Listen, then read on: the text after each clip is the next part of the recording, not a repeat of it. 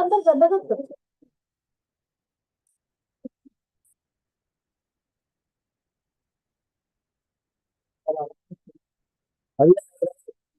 అది అది ఆన్ అవుతుంది.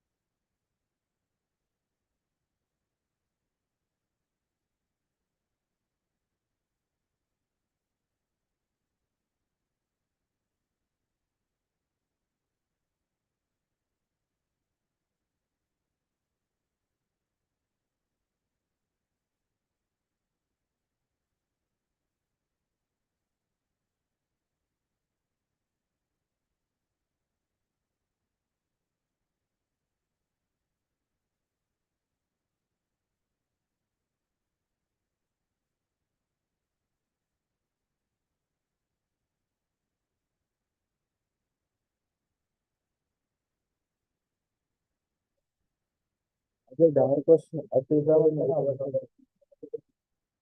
ఇది తీసేస్తే ఆ బాక్స్ అంతా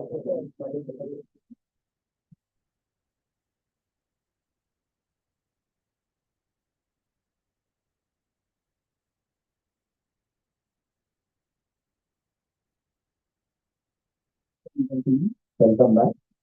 As we resume our proceedings for the day, I trust we had a refreshing lunch. We are now about to begin the next segment of our program with a highly anticipated keynote address. It's my honor to introduce our keynote speaker, Dr. V. Vasu, serves as a professor of mechanical engineering and held the position of Associate Dean, Research and Consultancy from 2022 to 2024 at the National Institute of Technology, Warangal. Professor Vasu graduated in mechanical engineering from Nagarjuna University, pursued post-graduation in manufacturing engineering from BITS Pilani, obtained a PhD from JNU, Hyderabad, and completed a postdoc under the Erasmus Mandus Fellowship from Politecnico di Milano, Italy, Europe. His areas of research encompass mechatronics, industrial automation, robotics, IIoT, and smart manufacturing. He has authored 75 research papers in international journals and has actively participated in numerous conferences presenting technical papers.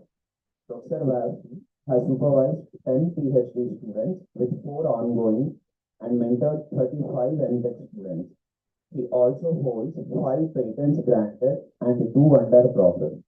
He has developed online pedagogy courses for mechatronics and systems and controls under ICT-MHRD India. Furthermore, he has successfully executed sponsored research projects worth 1.75 crore funded by various agencies. Professor Vasu has been honored with Young Engineer Award 2010 by IE India and Government of India. Best Research or Engineering Award 2020 from NIT Warangal and Outstanding Engineering Award 2021 from IE India Jaipur chapter on the occasion of 75th Independence Day. Professor Vasu is also a member of the Center of Excellence COE for Digital Manufacturing and Automation, developed in collaboration with Siemens and NIT Warangal. Within the COE, he oversees the mechatronics and smart factory labs, contributing significantly to research and development in these areas. Recently, Professor V. Vasu started COE on virtual reality and augmented reality for digital manufacturing, and he is the coordinator for that COE. Recently, Professor Vasu was appointed as Nodal Officer for AI Roadmap for Telangana by Government of Telangana State. Without further delay, please join me in welcoming Dr. V. Vasu onto the stage to deliver the keynote address. Sir, please.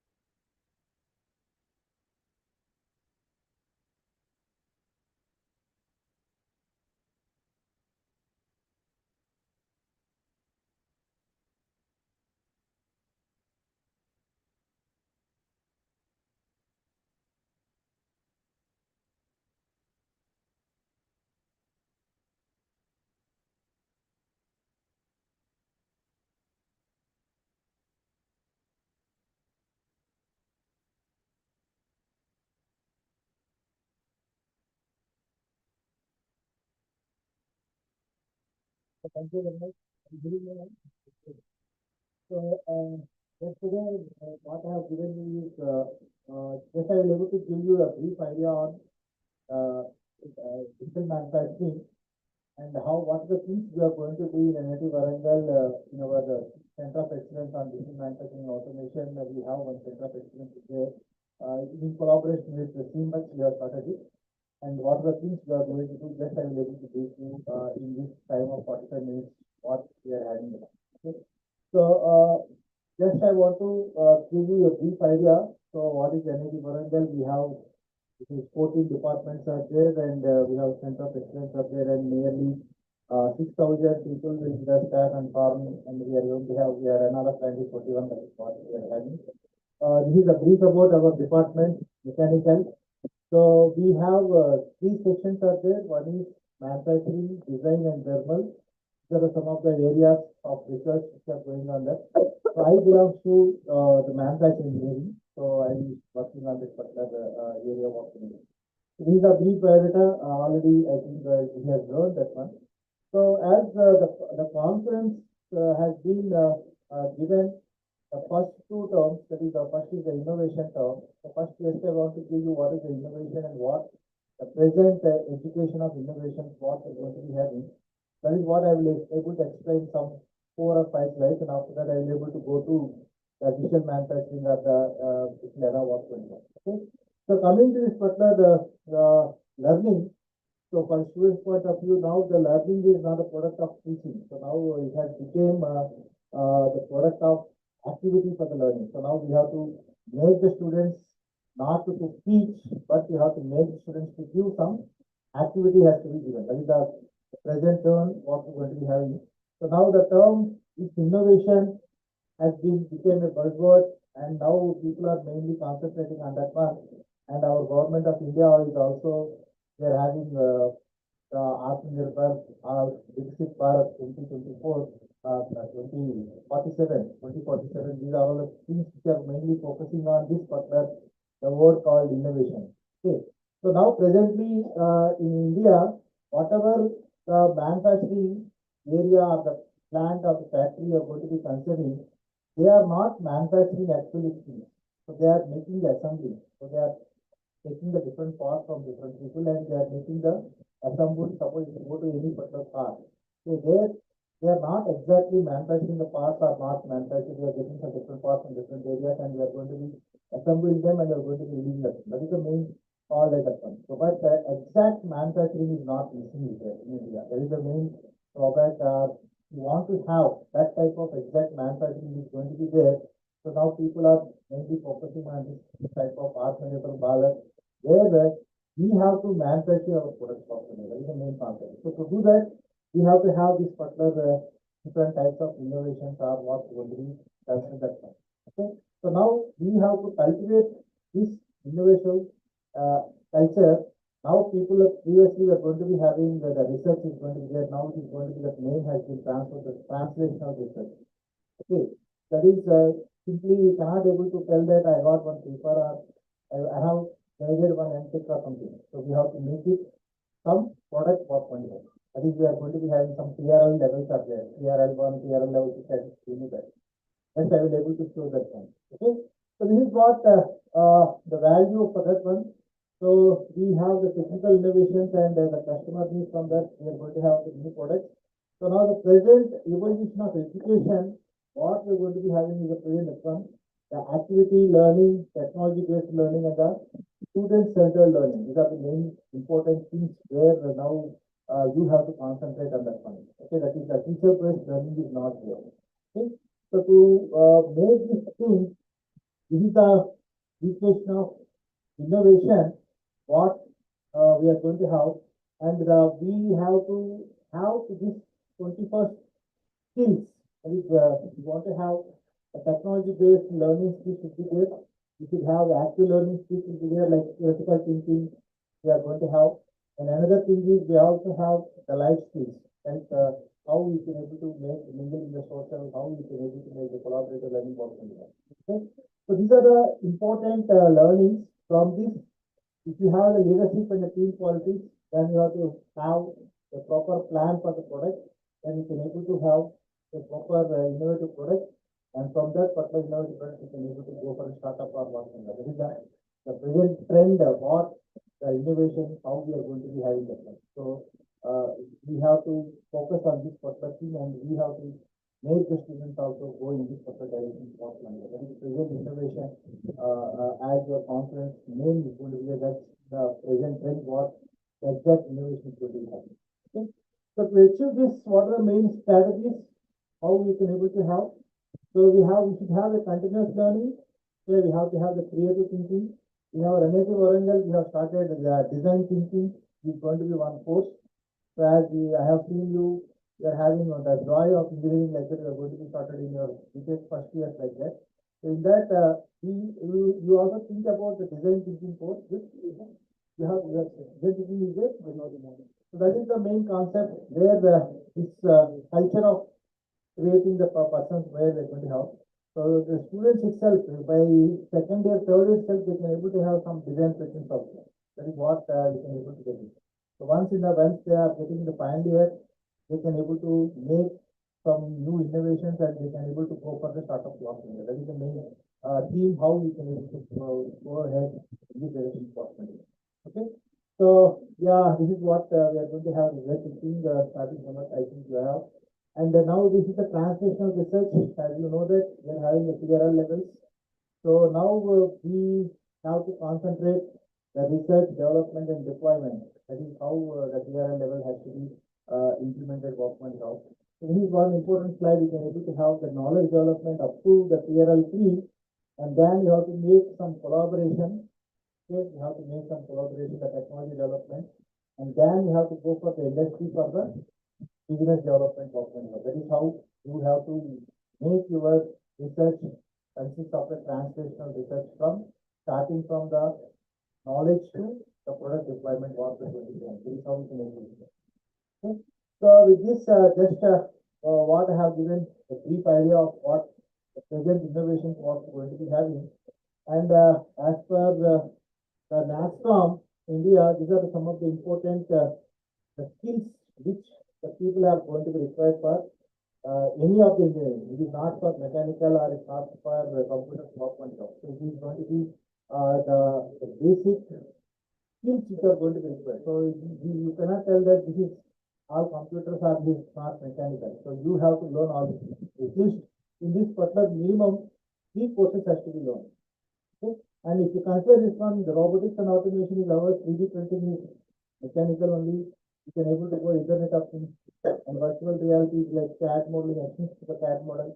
So some of the things are basic mechanical. You can have the knowledge. You can able to explain minimum 3 to 4 courses skills you can able to develop yourself.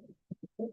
So with this, just now I will go jump into exact another word in your conference, that is the mechanical engineering or the digital manufacturing. How this particular manufacturing has been evolved from the basic or conventional manufacturing into the present digital manufacturing, and how it has evolved in the next another minutes I will able to discuss, and also I will show you some case studies what we have done there. Okay. So as we have seen that one, the manufacturing, we will able to have the two things are there. One is called as the big M and small m. Okay, that is the big M is the manufacturing, which will able to have the bigger loop. Okay, starting from raw material procurement and marketing, everything. And we have a smaller M also, which we call it the production unit. That is mainly concentrated on the shop floor. Okay, so these are two things. So why we want to concentrate on this particular manufacturing, because I will told you the Chinese, they are going to be the biggest players in this particular manufacturing, which is going to be having 4 trillion, and where our India is only in the billions level. So you have to reach that particular level. So then only you can able to tell that we are Atmanirbhar or what we want to do. So we are not exactly manufacturing the thing. Okay.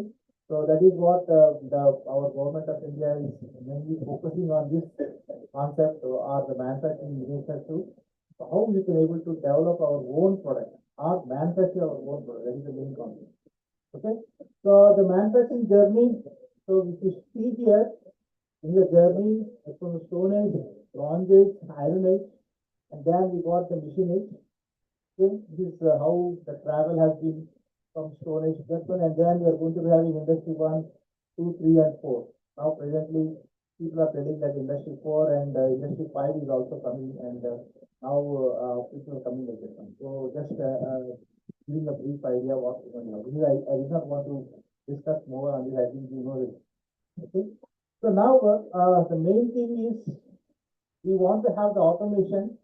Okay, that is the main concept. How we can able to have from this particular age, this is going to be called as the craftsman age. where we are going to develop any particular product, it is going to take a lot of time. So there, from that we gone to machines, and then that particular machinery we have developed the concept of different revolutions has been occurred, and then the main concept of automation has been came into.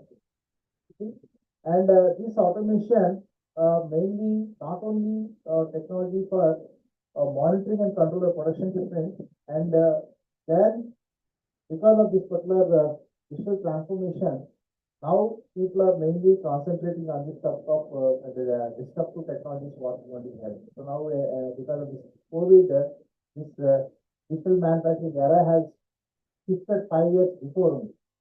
Okay, that is what we can able to tell that the COVID has made us to move shift more than the one. Okay, I think in India is going to be the number one in the use of Paytm, that is the online payment, digital payment. Throughout in the world itself, we are nobody is using that much frequently like our scanning of the for payments. Then that is what we got before COVID. We are not at all. Nobody don't know what is the app, or what is Paytm, or what is the phone pay. Nobody will know. Suddenly in that 2 years, all know. So now anybody, any seller, any particular, now nobody is carrying money actually. So that is going to be one of the biggest achievement what we call in the digital era what we going to have. That is one change. That is one maximum that called as the disruptive technology or really disruptive era what we going to have. Okay. So why this digital era is also will be called as the disruptive era. So why it is called disruptive era? Anyone? So why it means it will destroy the existing technology totally. So whatever you are going to be having existing technology, it will not, no more will not be there. That is the main thing. So previously once you will have some customers will be there. Okay, but some new technologies came, but they are going to be having progressive, but for the old technology, some customers will be there. Whereas this disruptive technology once came means no, because whatever the old technologies are totally ruined. Okay, that is what we're going to have. Like you can able to take in a mobile phone like 2G, 5G, 4G, and now 5G is coming. Okay, whenever they're going to be getting 2G, 3G conversion to 5G, or 4G or 3G, then previous mobile it will not work. They have thrown that mobile. Let's say buy the 4G mobile itself. That is the technology what going to. So whatever the 3G mobiles are there, you have to make it as scrap. Okay, that is called the disruptive technology what we're going to have. Okay. So these are some of the important disruptive technologies what we're going to have. So in the manufacturing point of view, so we are having some different ages are there. We are going to call as the mass manufacturing, and next is the age of distribution or the connection, and next is the age of the supply chain, and now the people are mainly concentrating on the mass customization for one. That is the main thing we are going to have. We are moving from this further mass production to mass customization for one. So in this mass production, the Henry Ford is going to be the father is going to be considered 1900 or 1903, where how I can able to make the production time and the cost of the product it will less. So I is not able to concentrate about the variety, or I is not able to concentrate on the quality what going on. Okay, that is the main concept where in this particular mass production has going to be considered here. Okay, now that shift has been came from to the customization. So one best example I can able to tell you is your shoes. Okay, so one shoe is there, so you can have a size of the shoe will be either 6, 7 or 8, 10, 11 like this will be there. Suppose you are having a leg which is having 6.5 or 7.5, you cannot able to get. You have to either adjust to 7 or 8. Okay, you should not have 7.5 will not be there. So now, but we are having now 3D printing is there, and we can able to have the digital technologies are there. Now we can able to scan your food. Okay, and you can able to exactly design your shoe according to that one. Okay, and one of the athletes who is our name, he has participated not recent, he was very old. Okay, which Hima Bindua, Hima So she is having different leg. She is not having able to get the exact shoe. So because of that, she cannot able to participate and she cannot able to get the medal. Once this particular area has designed the shoe by using the customized shoe according to her size of the foot. Okay, then he got the medal for that one. That is what is going to be happening. Okay, so that is you can able to do that. This is one small video. You can able to see how you can able to scan the foot. Okay, so you can able to scan your foot and accordingly you can able to get that particular scan model into a CAD model, and that particular CAD model can be further modified according to your once again when you have a new foot, so you are having some stress points will be there. Okay, because the stress points you are getting some hurt is going to be happening. So that also can be eliminated by using the particular CAD drawings. Accordingly, you can able to modify that particular drawing and you can able to get the 3D printed. Okay, so this is going to be called as the mass customization. So I can able to customize according to the customer needs the product what going on. That is the main advantage of this particular the digital era what we have. Okay. So that is this video is telling about that. You can this software is already company is existing there. You can also go Google and you can able to order your shoe also. So you can able to get it. Okay. That is the main thing. So this is the evolutions what we are having industry 4.0 everything. So I did not want to take more time because I think you already know that. So mainly I will be able to concentrate on this particular last one, that is the fourth evolution. So which is going to be the present evolution what we are going to have. It is the evolution of the artificial intelligence for 20. Okay. So what is an artificial intelligence? How we can able to tell that? What is an artificial intelligence? So that is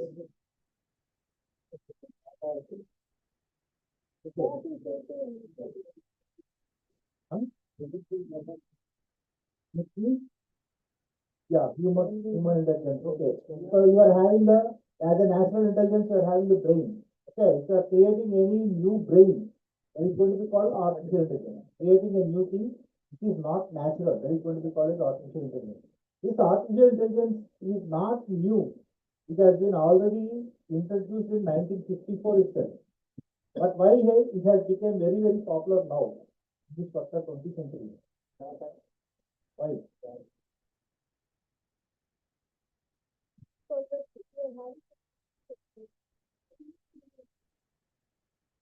What?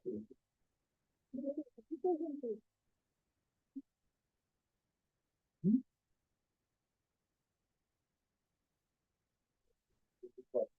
So, to implement this particular artificial intelligence, you need these three technologies. Okay, big data, IoT, and cloud computing.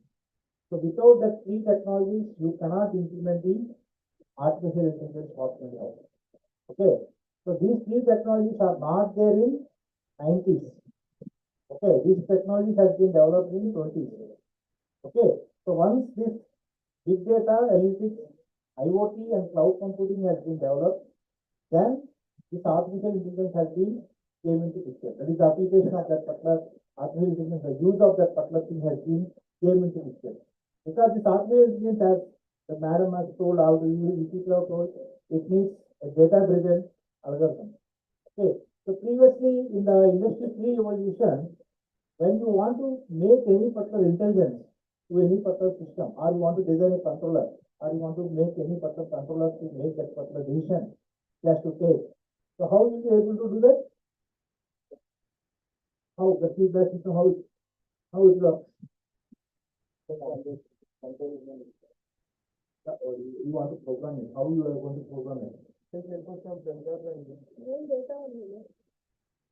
Not data. So that will be on mathematical modeling.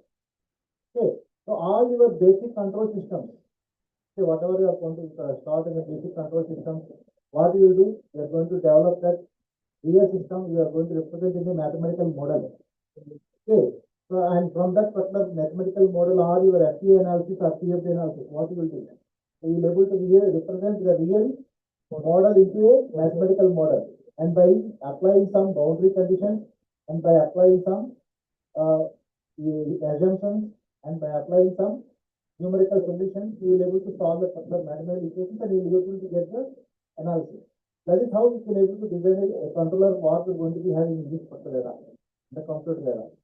Okay, so there now it has been shifted from that particular mathematical modeling, or it is going to be called as a physical modeling, to data-driven modeling. Okay, so our brain is going to work on the data-driven modeling. Okay, how we are going to be making it, that is the data-driven modeling is going to be there.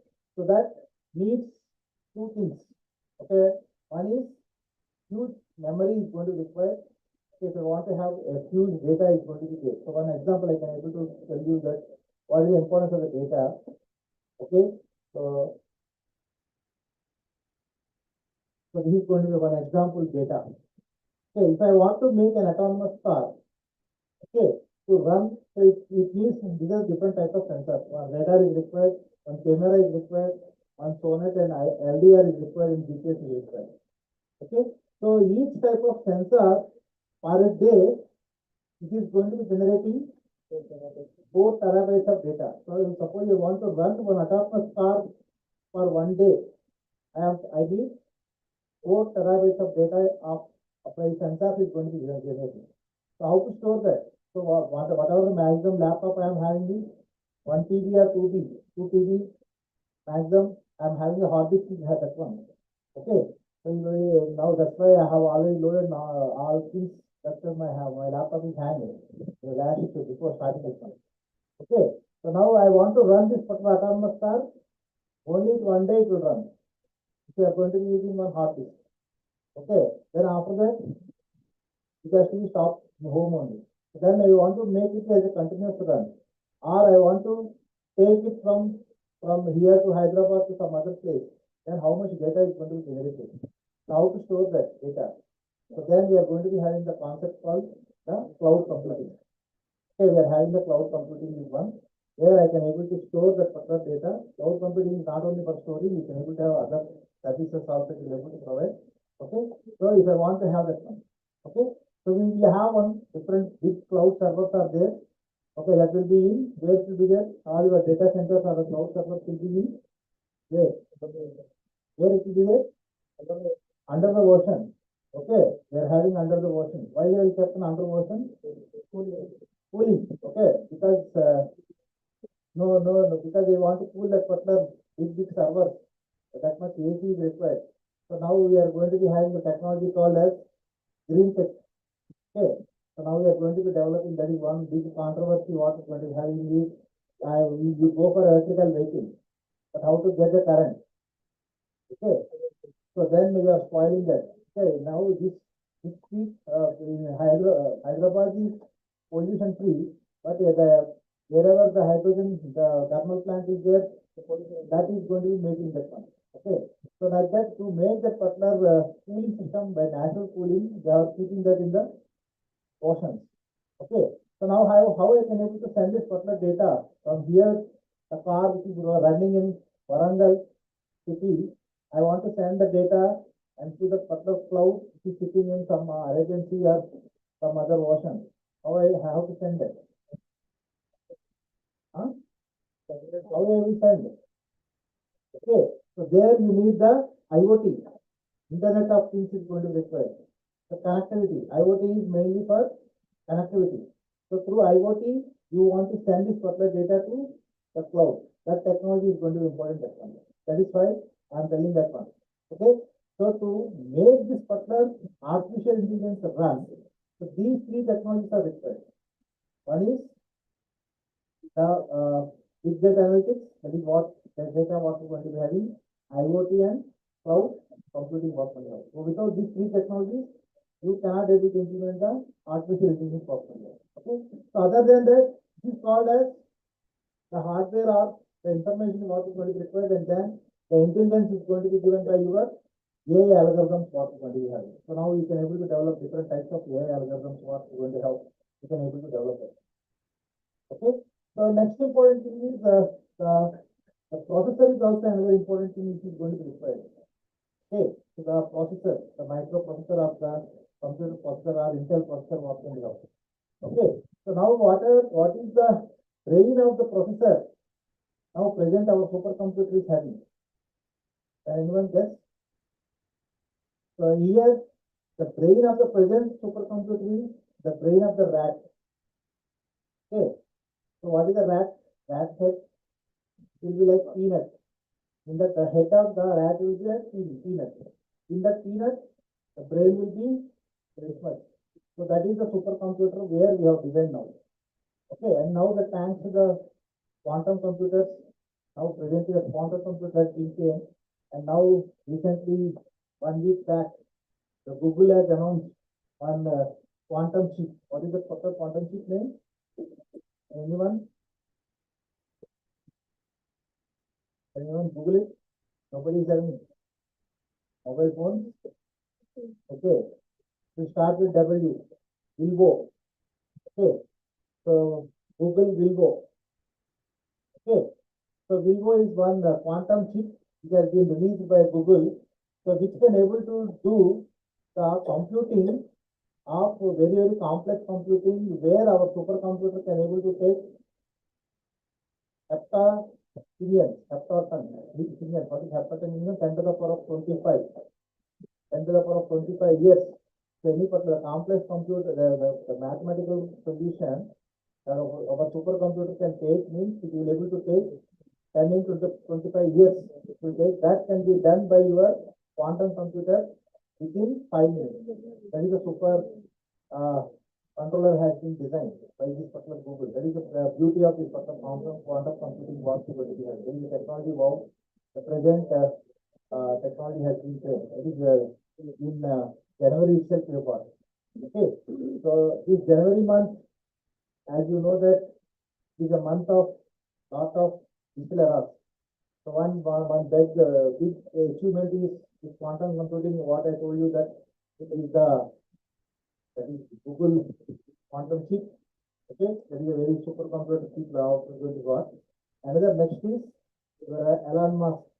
ISRO is also done. What is the ISRO has done? Docking. Very good. So what is the docking? Can anyone know? Attaching. Yeah, attaching. Autonomously. DD.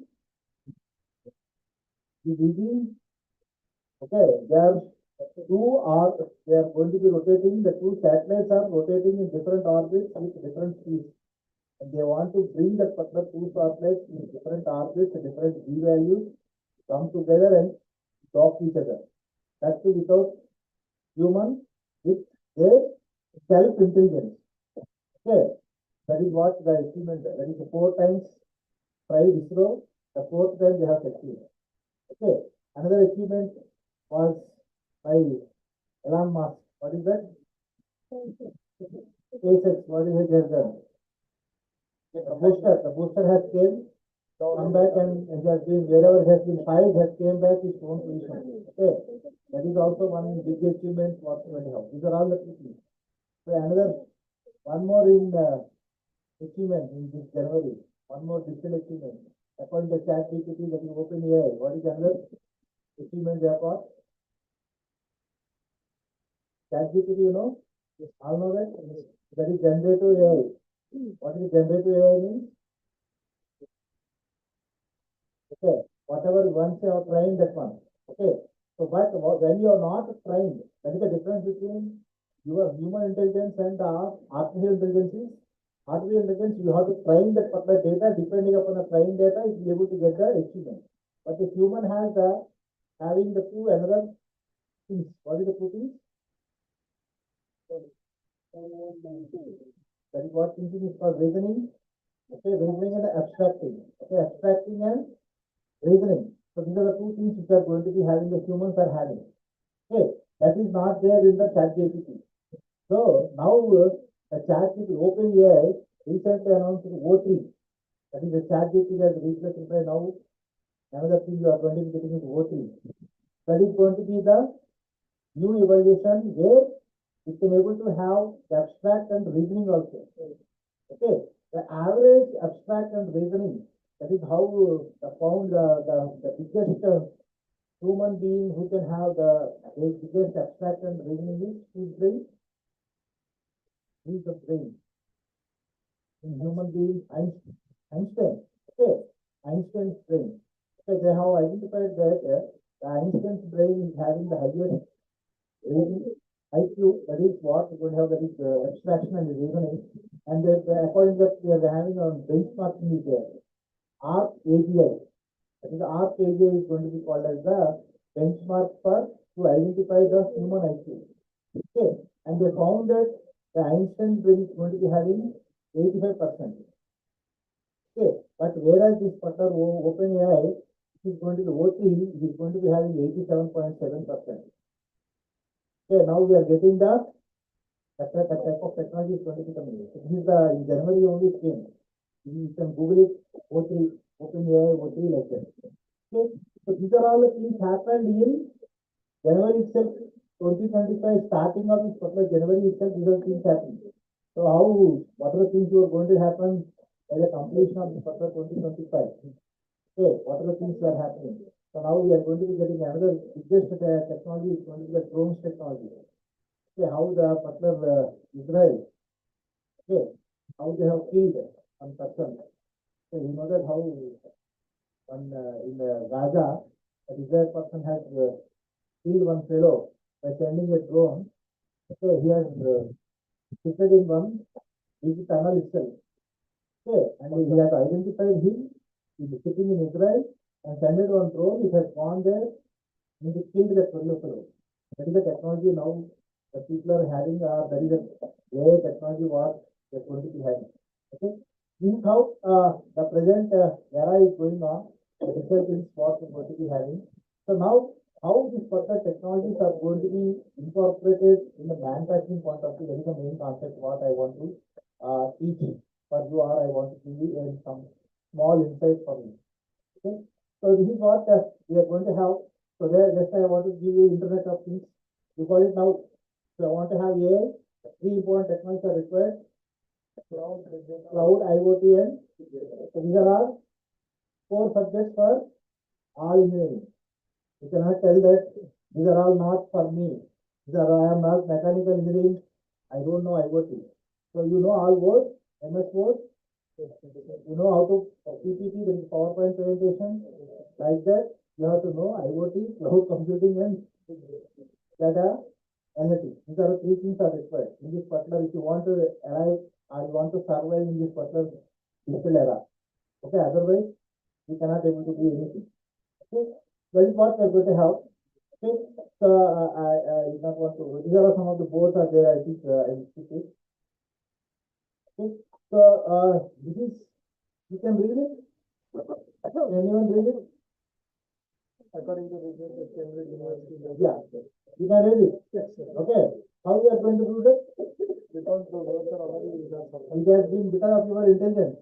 So everything is wrong. Everything is wrong, but you are reading it. So now you have to develop a system which can able to do that. That is going to be called as the artificial intelligence. Because of you are studying this, you can able to read it without all spelling mistakes, grammar mistakes, everything else there. But automatically your brain, how much in millisecond only it is able to calculate and correcting everything. Okay, that is how you have to make your artificial intelligence possible. That is the main concept of how you can able to do that. Okay, so this is the one timeline of AI. So I told you that the AI, the machine learning started in 1999, or the AI has started in 1915 itself. But because of it has been waited, okay, so already it has been waited until we are able to get a cloud computing, IoT, and big data analytics. Okay, until these three came, then only it has picked up. From 2010 onwards, it has started picking up. Okay, so all these particular now large language models are generated with ChatGPT. So now this now I have stopped here. I have to add one more. That is O3 also. Okay. So now another new thing has been came into picture. That is O3 also has been came into picture. Okay. So these are some of the important the the brain based. So these are all artificial intelligence what we're going to be having is the brain based what we're going to have. So depending upon that particular brain based functionalities, these are the algorithms that we develop. Okay. Suppose if you have taken the microscope and you have observed the neuron connection, you got artificial neural networks and they're mainly used for the process monitoring. Okay, and we are having the electronic detector in the convolute and the deep architecture of the neurons. You have known, then you got convolutional neural network. Okay, and then that is going to be mainly used in the image analysis. The CNN algorithms are mainly used for the image analysis like that. So how much we are going to be having, how much you are able to know about your brain, that much AI algorithms you can able to get. So therefore, you need a bio person also needed. Okay, simply a bio person is also needed.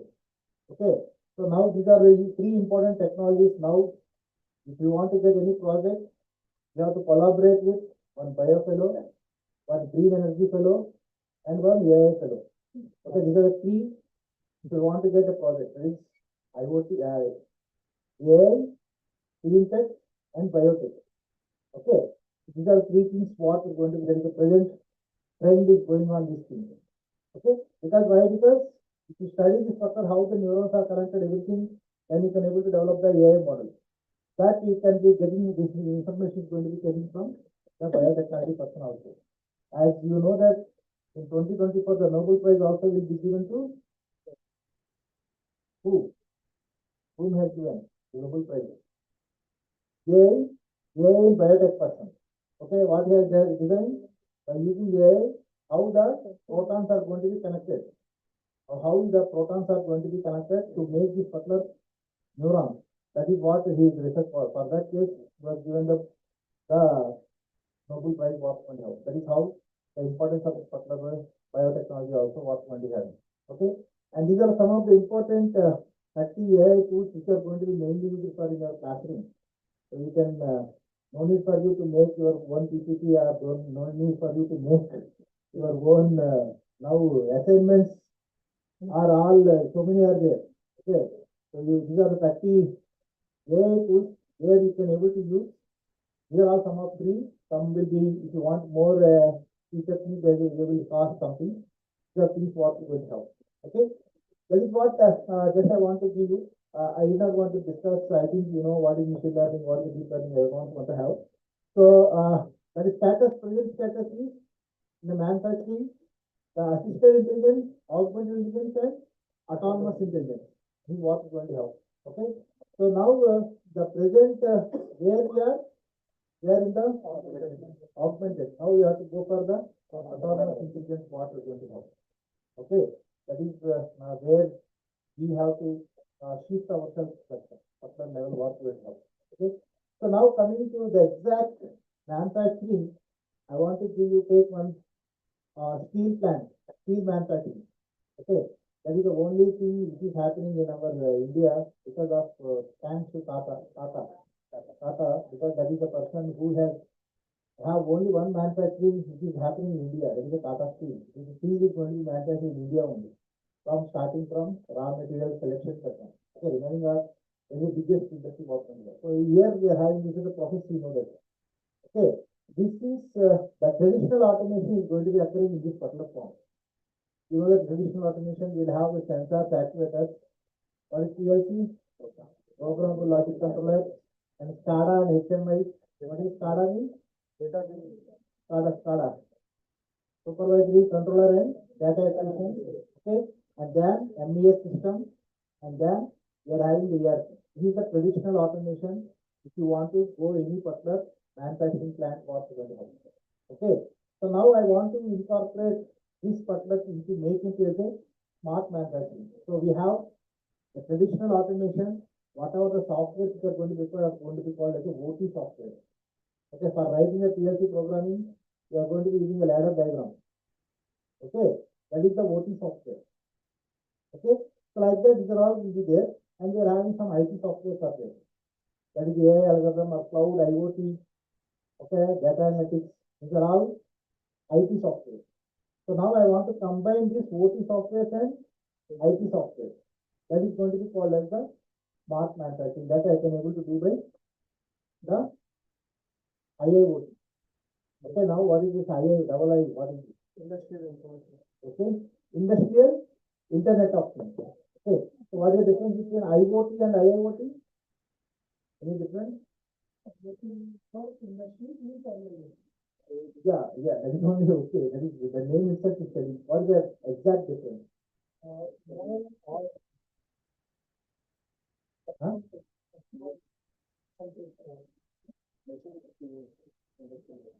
Yeah, if you have to take an IoT or something, so each level we are having some different types of protocols into there. Suppose I want to connect the data.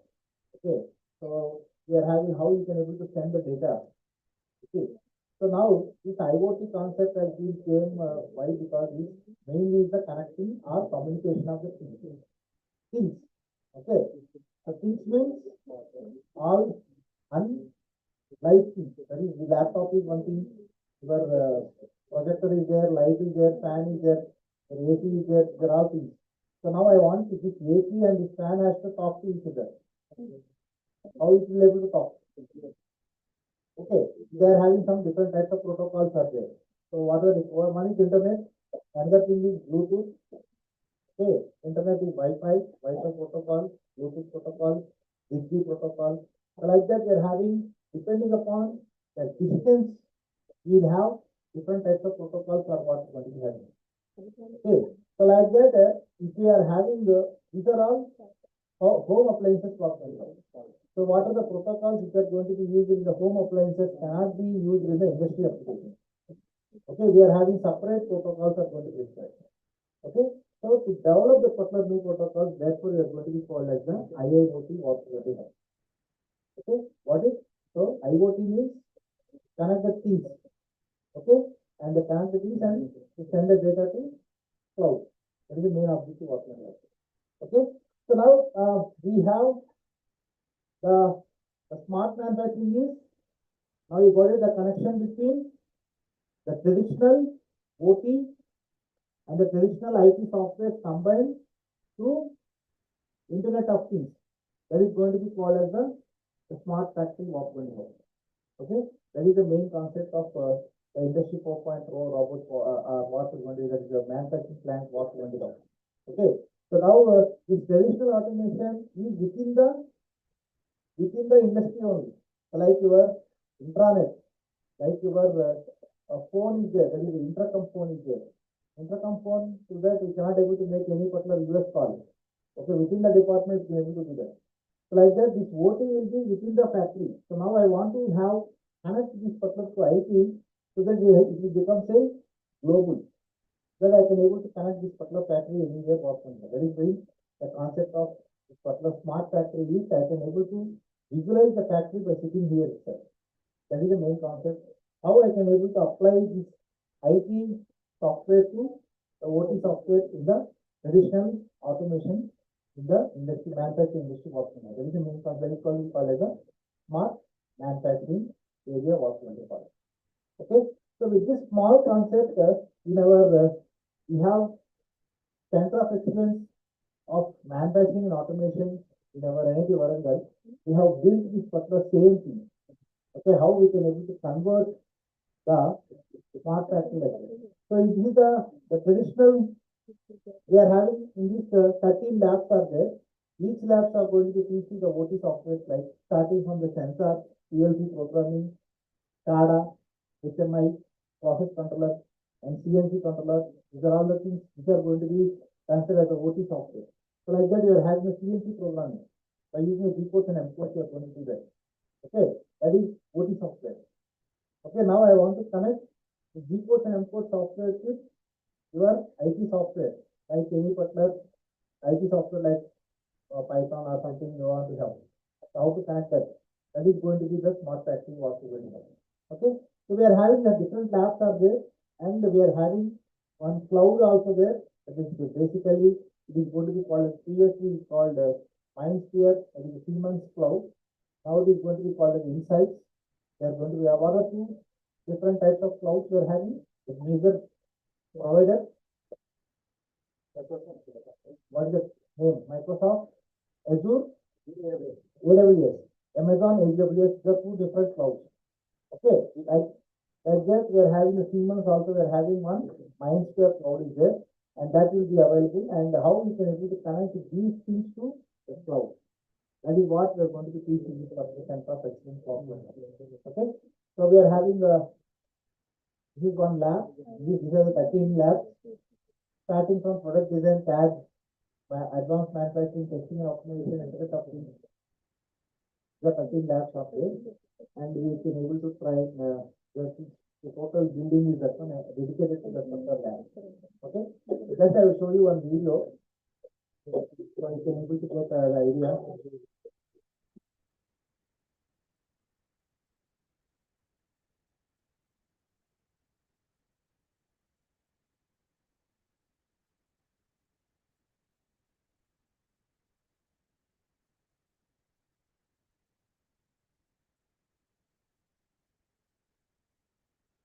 So we have CNC controller lab, we have simulators are there,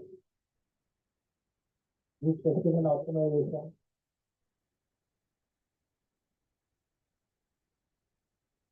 We have electrical drives also there.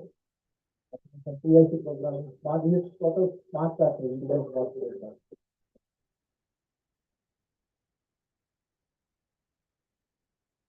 So this, you can able to make the digital twin. Okay. So this is additive manufacturing where we have metal 3D printer also. Okay. So this is our IoT lab, which you can able to connect these things to the cloud system software. Okay. So whenever you are free, you try to visit this particular lab. You can start working on this particular digital manufacturing. You can able to experience exactly what is IoT software, what is IT software, how you can able to interconnect to make this particular manufacturing happen. That is how we can able to see in the particular the center of excellence. Okay, so is the abstract level, you can able to start with the mechatronic systems, then you'll able to go to cyber physical systems, then Internet of Things, then so what is the time? Then another 10 minutes. So this is what we are, just I wanted to give you a brief idea, the digital twin. So we are having a digital twin of product, that is our, you know that what is this? What is that?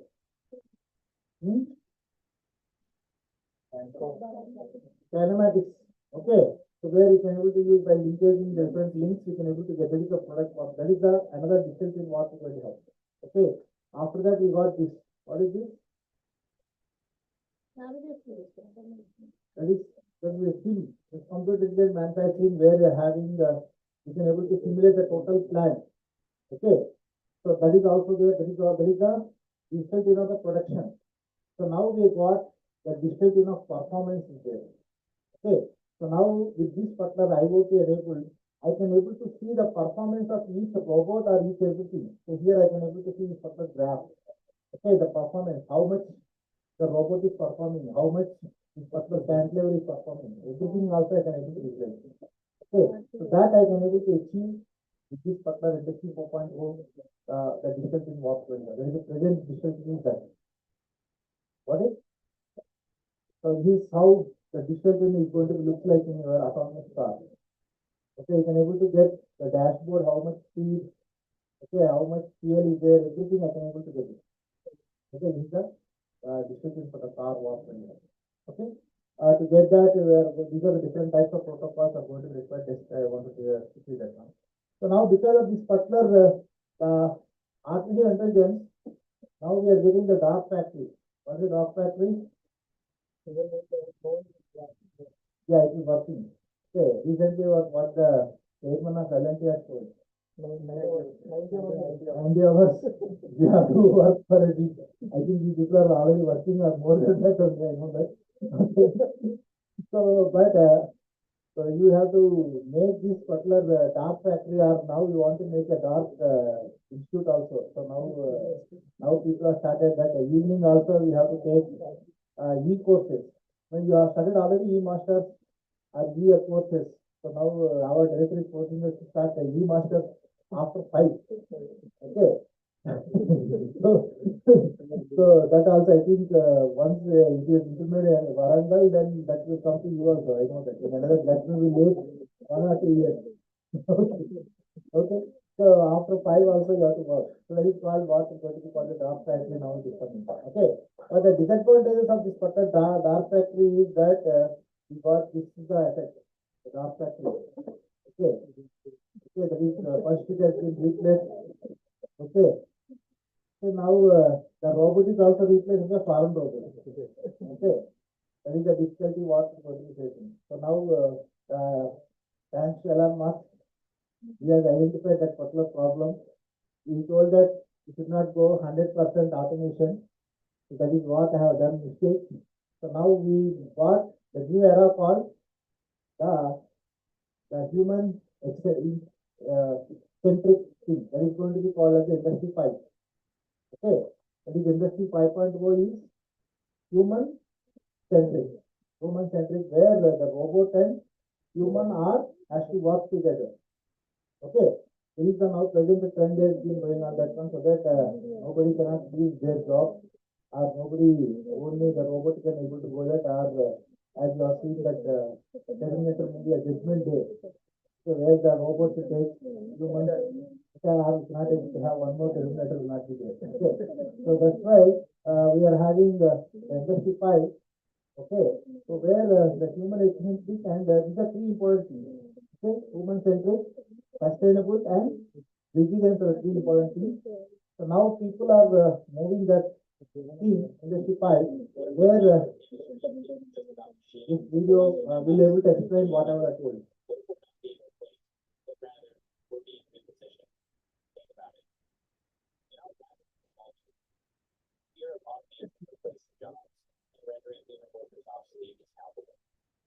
Shift our perspective. What if we consider the possibility of technology not as a replacement, but as an enabler, a tool to augment our abilities? This is the proposition of Industry 5.0, a more human-centric approach to automation in industry.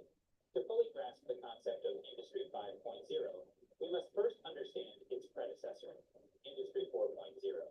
This was a concept that emerged around 2011, primarily in the European business environment. It was a time when the industrial landscape began to change drastically. The focus was on digital transformation, leveraging robots and smart machines to enhance efficiency and performance. It was all about automation, connectivity, and data exchange in manufacturing technologies. But as we moved forward, a new concept started to take shape, Industry 5.0. Unlike its predecessor, it carried a more global reputation from the get-go. The core idea of Industry 5.0 is not just about machines and automation, but the humans working alongside them. It emphasizes the human impact and how technologies like the Internet of Things and big data can empower human work. In the wake of the COVID-19 pandemic and the ensuing economic turbulence, Industry 5.0 gained traction as a post-pandemic take on industrial automation. It's more than just a concept. It's a vision of a future where technology and humans work hand in hand, where sustainability, resilience, and enhancement of human talent take center stage. The main difference between Industry 4.0 and Industry 5.0 is the focus on adding the human touch to machines. While Industry 4.0 was about making machines more intelligent, Industry 5.0 is about making machines more human-friendly and empowering human workers. So, while Industry 4.0 brought the rise of the machines, Industry 5.0 is about bringing back the humans. With this shift towards a more human-centric approach, what are the key points we need to remember about Industry 5.0? First and foremost, the defining feature of Industry 5.0 is the integration of humans and robots in automated industrial environments. We're talking about a workplace where man and machine work side by side, complementing each other's strengths. This isn't about replacing human workers, but enhancing their capabilities and productivity through technology. The second key aspect is achieving a balance. Industry 5.0 doesn't just prioritize. So that is what we're going to have. The industry 5 is how we can able to bring back the machines to back into that one.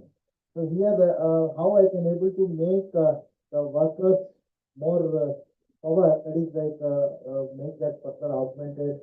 So by using this particular now we are techniques are going to be coming. How I can, because by using this particular augmented reality and virtual reality we can able to enhance the worker power. Okay. At the same time, you can able to have the exoskeleton, okay, like this exoskeleton like that, like in your Avatar movie, that villain will be able to wear one exoskeleton and use to fight. Okay, that is how we can able to augment the existing strength. That is also one area now. Exoskeleton robotics is going to be one area where we can able to a lot of how I can able to make human and robot work together like that. Okay, so this is one area, that is the cobots that I play in this particular now. So the cobots. The history of our company goes back to 1868. It has a 148-year tradition in production.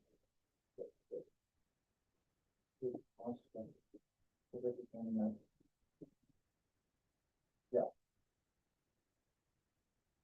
You can able to see this is the robot. That one person is the human is doing something and the robot is doing something. So this is how the present the human and the robot are together working together. They are not he is fixing the particular thing and robot is doing that thing. That is how the present trend of robots are going to be coming. And next era is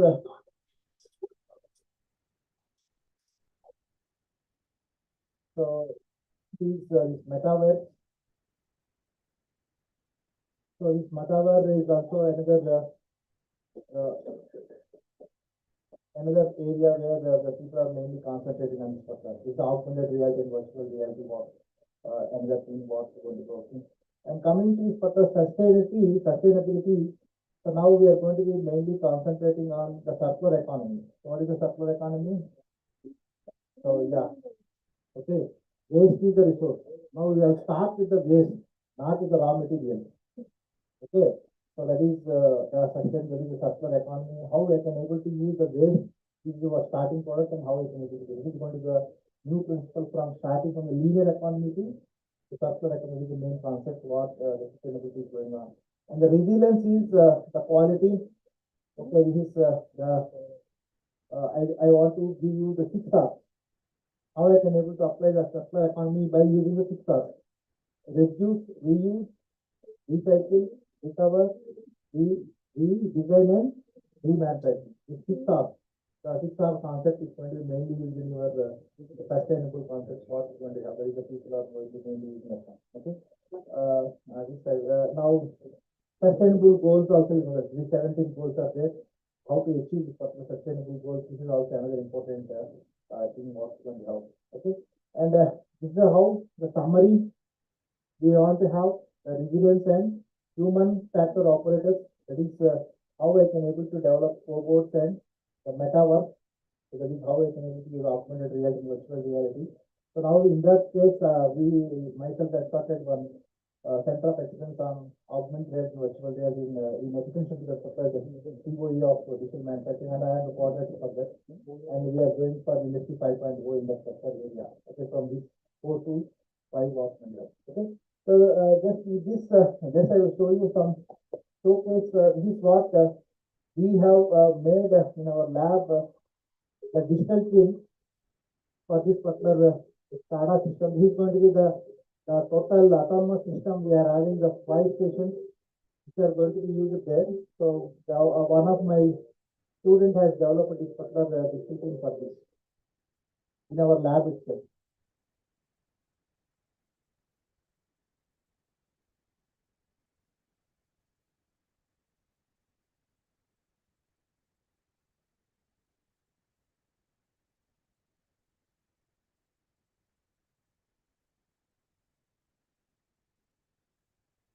This is how the dashboard it looks like. This is the PLC code.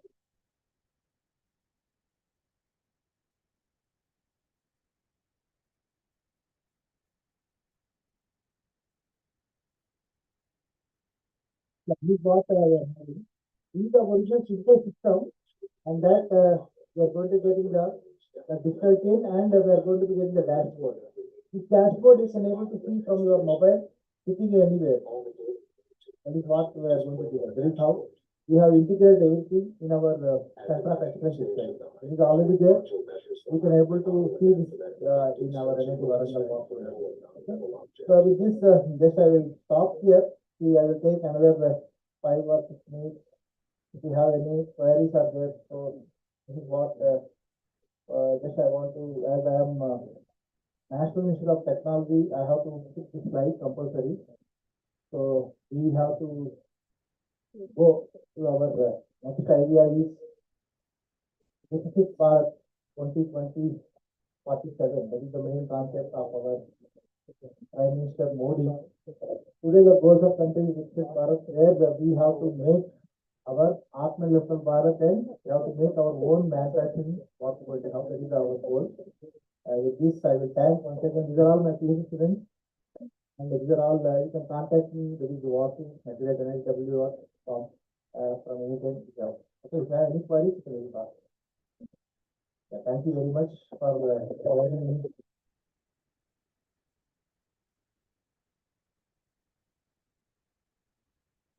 Bye.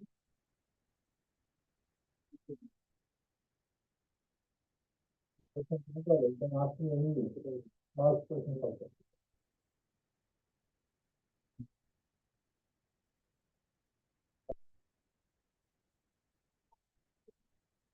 Yeah, Tara, yeah.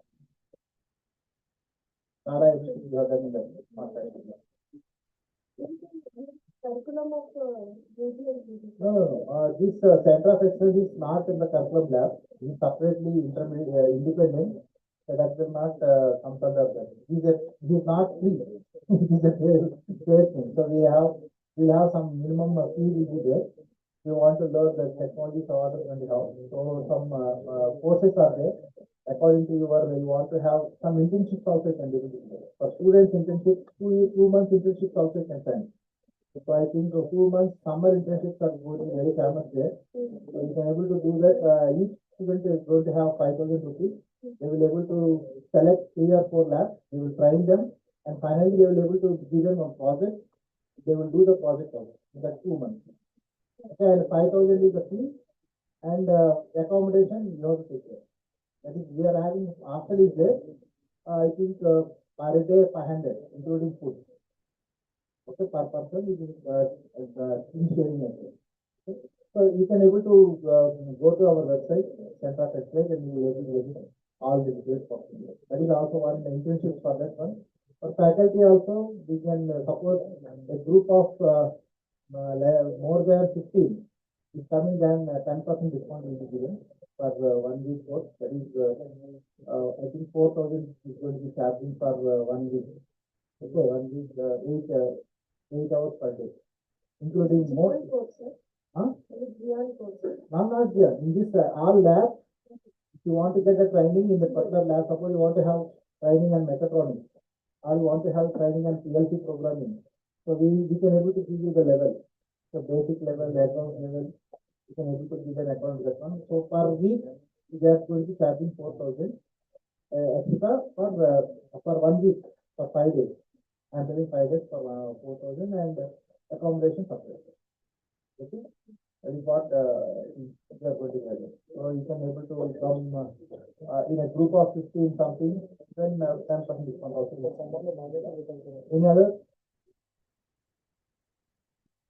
Any other technical students? Our your students? Yeah, BTech or mechanical? BTech or MTech? Both are tech, BTech and MTech. Okay, how you feel? Okay, now you are the next generation. You have to see all these things. Okay, so now ours is over. You have already in the industry 3. Now you are going in industry 5. And if you want to get a job, I told you that what are 3 courses? That 3 things you have to know, like ABCD. Okay, okay, so without that ABC, you don't make anything. Okay. so that is what you have to learn that one, and programming skills like Python programming or MATLAB. Okay, so MATLAB and Python programming. Python programming is free. MATLAB is it is not free. Okay, you have to buy it. Okay, Python programming you can use anywhere in home also you can work. Okay, so these two languages you have to learn that one. Okay, so for you students. Here, you have any doubts? You can ask me, no problem. Okay.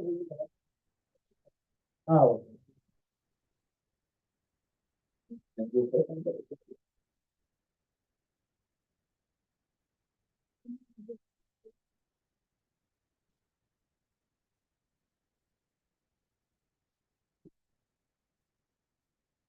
you, Dr. Lottie, for the very insightful and thought-provoking note of it. Your perspective on digitalization of mechanical engineering and the need for accelerating the pace of transformation has given us all much to reflect on, and I'm sure I speak for everyone here that we are inspired by your words and expertise. Now let's continue with the technical session 5, which will be chaired by Professor V. Vasu sir and co-chaired by Dr. Pratibha ma'am. Continuing the technical session, let us have Dr. P. Krishna sir with paper ID 21 for the paper title Development of Battery Recharge System for Heavy Duty Hybrid Electric Vehicles Using Waste Heat from an ICE. Krishna sir.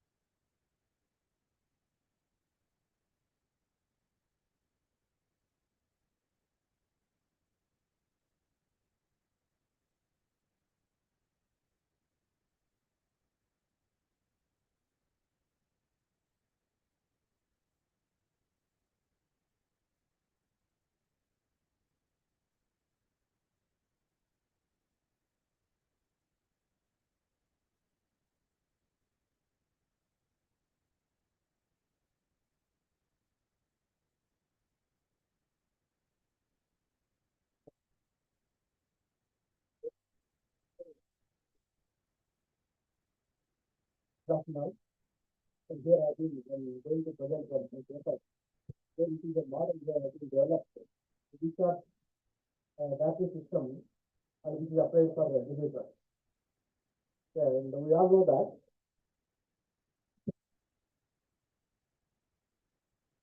the major problem you all know that is conservation of fossil fuels where they are not renewable, as well as the emissions what we are getting because of the combustion of fossil fuels.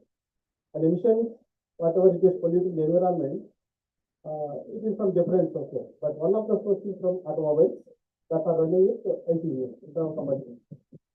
And the thing is, one study says that out of the total emission, 25% out of the total percentage of emission, 25% is from trucks and 12% is from other resources of automobile. Where if you observe the thing that over 50% of total population they are in urban areas. They are prefer to live in urban areas. Out of them, almost everyone they are using their own automobile. So major pollution is from urban areas. Okay. And another thing is because of this internal combustion emission from the internal combustion engine, one thing is that air is getting polluted as well as air quality index is also going to increase.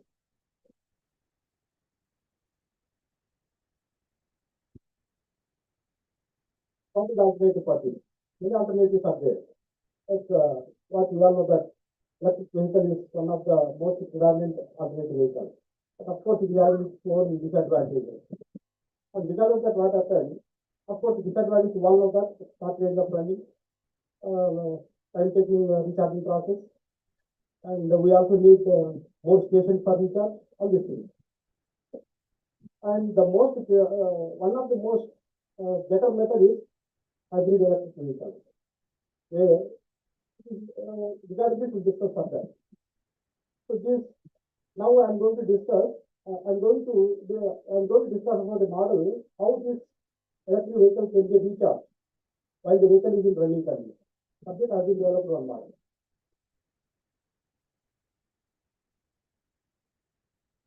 My objectives, we have the three objectives that have been framed here.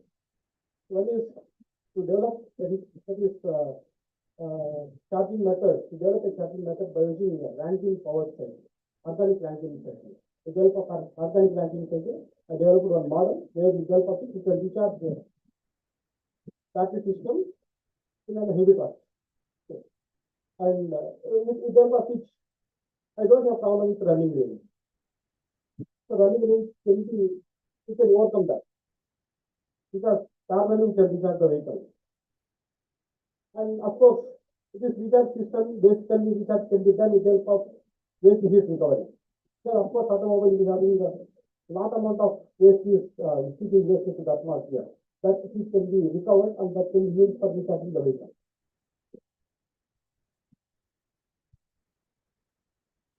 So let's now discuss that. One of the best, one of the known alternative for the vehicles which are running with IC engine as power source is electric vehicle. Of course, it has one limitation that we discussed. Okay. Now, what we call hybrid vehicle? We are running with two power sources. It is more than one power source. We call them as hybrid vehicle. So now, IC engine is one power source. Along with that, we are also going to use electric as one more power source. Because of this, we call that as hybrid vehicle. Now, our hybrid vehicle is contained two power sources. One is IC engine, another one is electric system. With that of which a vehicle can be run. Okay.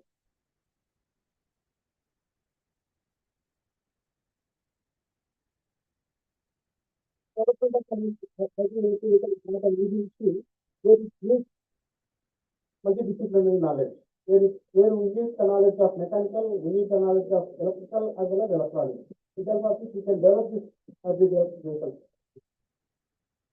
These are some literature surveys that have been gone through. In fact, Daniel, in his paper, what he's telling that he's telling about the importance of multidisciplinary research. It is, we can develop better automobiles, better productivity when three disciplinaries, mechanical, electrical, and electronics are involved. So we can get the better output when all these three are involved. Then coming to the Travis, he developed one hybrid vehicle where the capacity of that hybrid vehicle is 100 kilowatt battery, 135 kilowatt generator, and its range is 130 miles.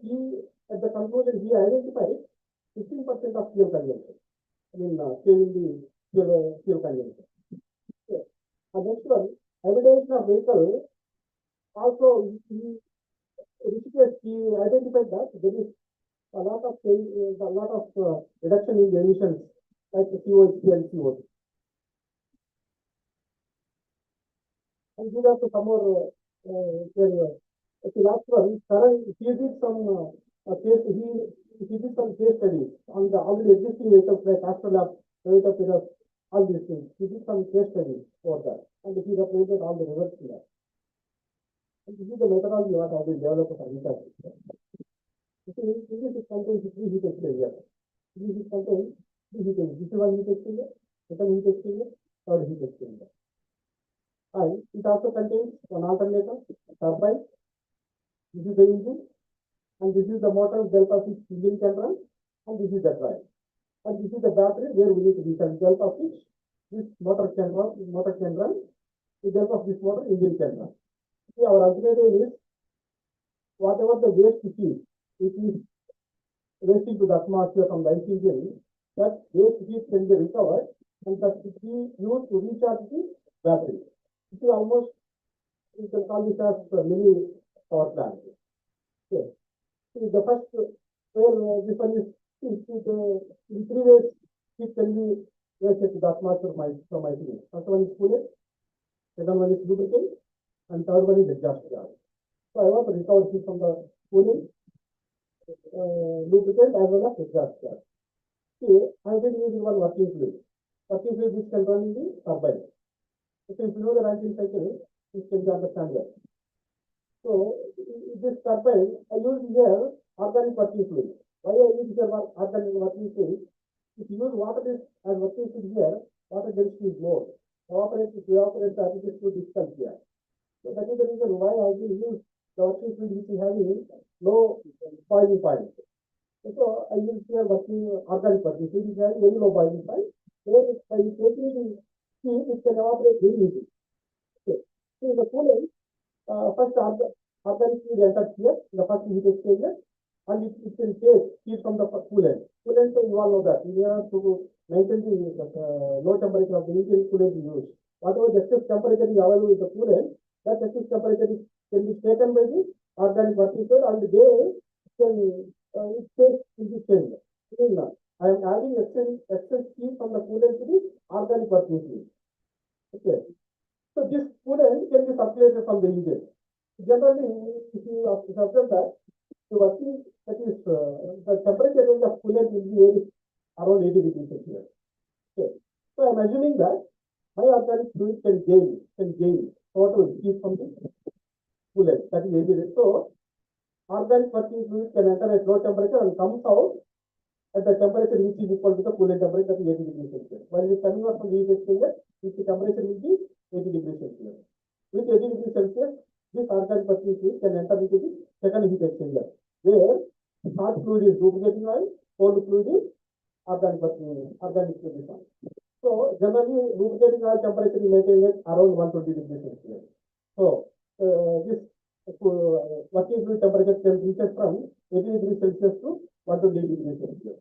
With 120 degrees Celsius, this working fluid can come out from the second heat exchanger and enter into the third heat exchanger, where exhaust gas temperature will be maintained around 400 degrees Celsius. So this working fluid can come out by exchanging heat with exhaust gases with around 400 degrees Celsius. Now at the outside of the third heat exchanger, working fluid temperature is around 400 degrees Celsius. With that 400 degrees Celsius, it enters into the turbine. So in the turbine, it expands there and it will rotate the alternate. It is coupled with the generator, where it can produce the power, and that power can be used to recharge the battery. Sometimes the battery is not recharged to such a level, it can be directly connected to the generator or motor, where this generator or motor can be utilized to recharge the battery as well as to run the engine. Okay. When the battery is not sufficient to run this engine where engine is directly coupled to the generator, when the engine is running, generator is able to produce electricity and recharge the battery. So this generator is able to recharge the battery as well as able to run the engine. While it is recharging the battery, it takes power from the engine. While it is recharging, it takes power from the alternator. Every electrical vehicle is maintained like that only, this generator. Okay. So this is the model that has been formulated. And if you see, so this is a floor operation where it has been explained in this slide. So this is the heat exchanger analysis what I did. So the total amount of enthalpy what is available in the working fluid is nothing but H1 available at the entrance and H1 available at the exit. This is the total enthalpy. That enthalpy can be calculated by using this formulation. Okay, so that the total enthalpy with which that is the total power it can be supplied to the battery, to the generator, which can be recharged. And this is the motor power I require to run the vehicle. See, this is the total force. Force to overcome the rolling resistance, force to overcome the frictional gradient in the sense when roads are not flat. It is something which is inclined. And aerodynamics. Force which is required to overcome the aerodynamics. Yeah. So this is the total force where I need to run the vehicle. So this can be calculated by using this formula. So these are the formulas which is calculated. So final force is that should be that anyway, final energy I required is the total force. It should be equal to the total force where it has to run the vehicle. So finally coming to the conclusion, so these are my conclusions. And so this is not practical implemented so far, but I believe that I can achieve all these conclusions. This organic ranking cycle about capping battery by which waste heat I can recover the waste heat and I can use that to rehab the vehicle. And I can increase the running range. And so I can decrease the emissions and also I can decrease the fossil fuel consumption. This is the thing that I will do. Yeah. Okay.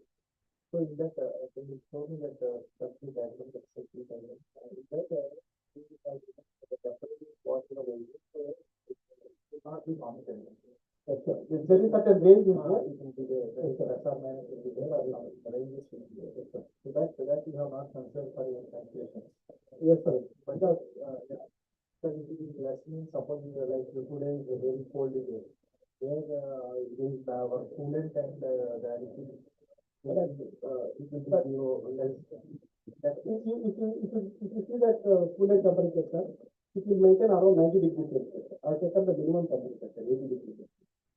Okay, but in any all climatic conditions. So that is the reason I have taken minimum, sir. So it will be around 90 degrees Celsius, maybe 85 to 95, sir. But it cannot process, and the coolant cannot be converted into vapor, sir. 100 degrees Celsius. Okay, 100 degrees Celsius will not cover, it will not, it can go up to 40 degrees, 40, 50. No, sir, it cannot go up to that, because of natural cooling. So this I can take while vehicle is at running condition. At running condition, temperature of the coolant cannot be decreased to that low temperature. The minimum temperature will be around that 40. And we have calculated the total setup as the total weight is 1000 kg. You know, I have taken an example. Okay, suppose we add all these things, how much increase is there? That we have not considered. Now, you consider this total setup, and that is the major problem. And miniaturization is the major problem here. In order to incorporate all this setup, almost a mini power plant we are going to that is going to be a major problem. Because of that, that is the major problem. I have been applied this for funding also, sir. That is the major problem what they are telling and they are doing. Miniaturization is the problem. That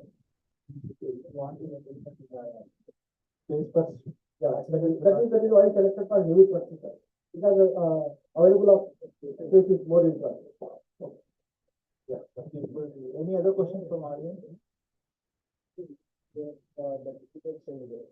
So when that fluid flows over the limited changes, so I think that universal fluid temperature is 400 degrees Celsius.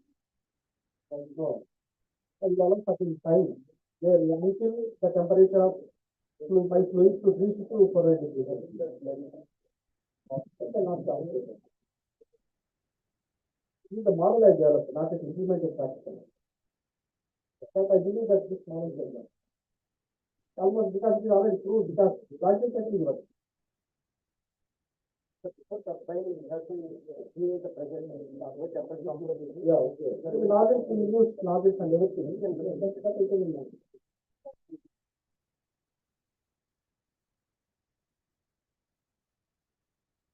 implementation. That's why everything is implemented. Practical implementation.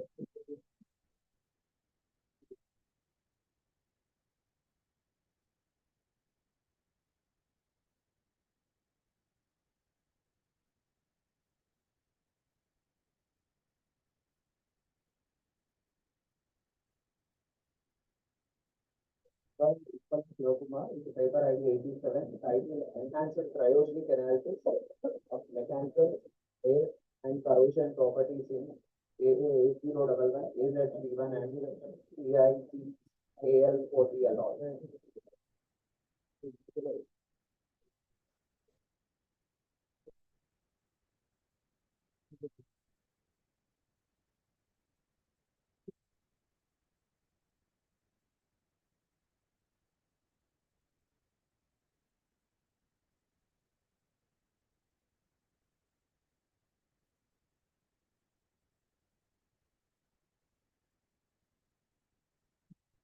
from the Department of Mechanical Engineering. Paper ID is 87. The title is Scientific Analysis of Mechanical Wear and Corrosion Properties in Aluminum Magnesium and Ceramics.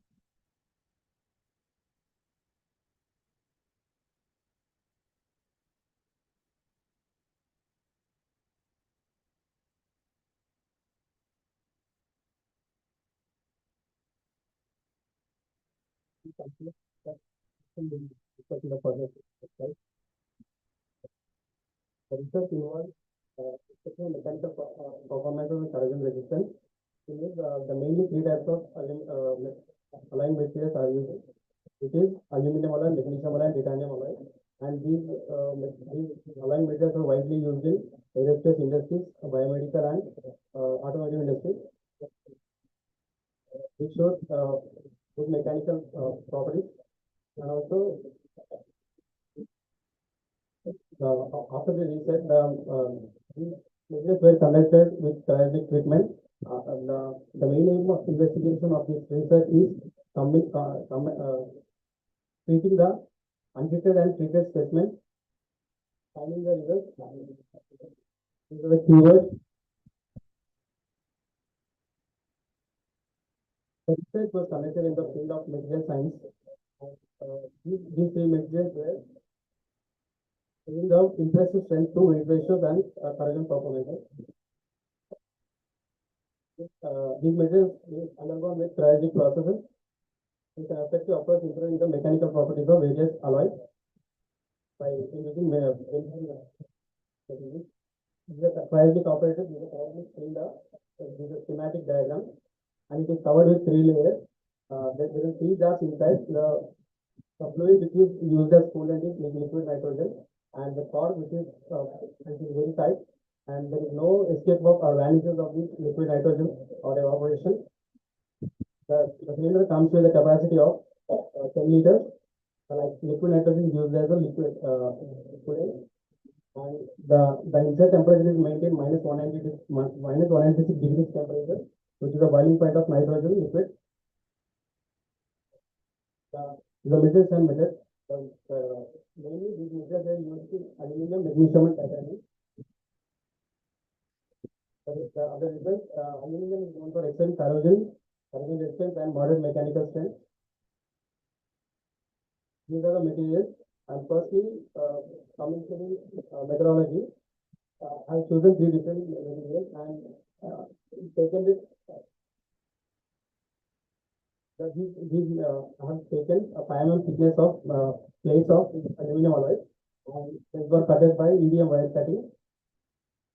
Total selected 27 specimens, which are tensile test specimens, impact test specimens, and harness test specimens. And these specimens were treated cryogenically with three durations, which are 24 hours, 48 hours, and 72 hours, which is day 1, day 2, and day 3 days. These are the pictures of post-cryogenic treatment. After the cryogenic treatment, these pictures are the after the cryogenic treatment. These are post-cryogenic treatment, which is done reheating of this material below the refrigeration temperature. These are pictures. Aluminum alloy, magnesium, and titanium alloy. Of three different test specimens: impact, tensile, and hardness. In the workflow chart, the choosing of raw materials and wire cutting, area of electronic discharge making, wire cutting, and after that, the cryogenic treatment was done, and then heat treatment process. That this was done in muffle furnace with controlled heating temperature up to with desired temperature, and after that, the materials were cooled with the furnace cooling until the room temperature comes. Then testing of materials. Final results and these are the various applications. In automobile industry, the parts like crankshaft, camshaft were improved after the deep cryogenic treatment, which improves the wear resistance and static life of the part. Coming to the aerospace industry, these DCT enhances static resistance in landing gear and structural components. including in manufacturing industries like this process will give the increase and extend the lifespan of the cutting tools such as drills and mills, etc.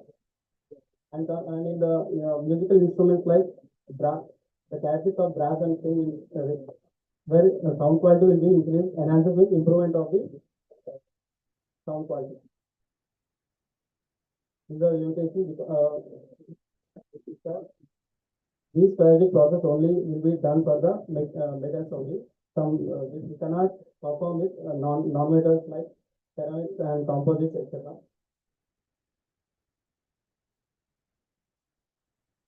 And this strategic treatment will be done with the desired temperature. We cannot extend overexposure of strategic treatment will be increasing nature of increasing brittleness nature of the material in some material.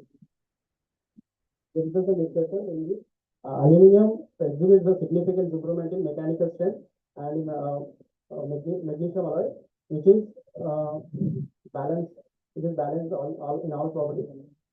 And coming to the titanium alloy, which increasing and increases in wear and corrosion resistance. And the durations are 3 days, day 1, 24, 48, and 20 after this. And in the conclusions are made here with three conclusions. But first one is related with mechanical strength.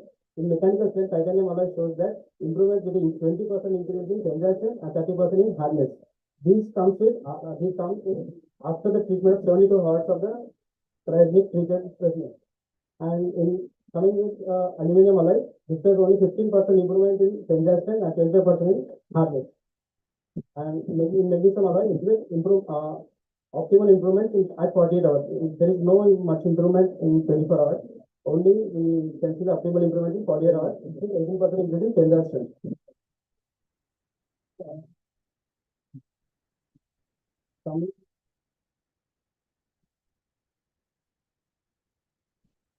In the weight testing, titanium alloy shows improve significantly in wear resistance and reduce the wear volume also.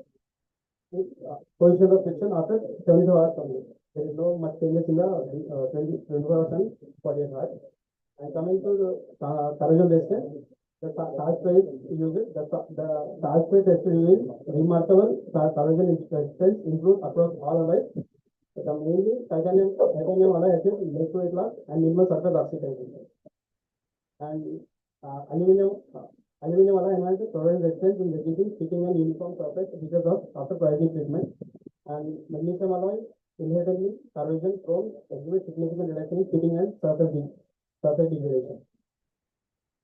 The future scope this research open to the way of research of effectiveness of primary treatment on advanced alloys. Thank you. So far, we have much like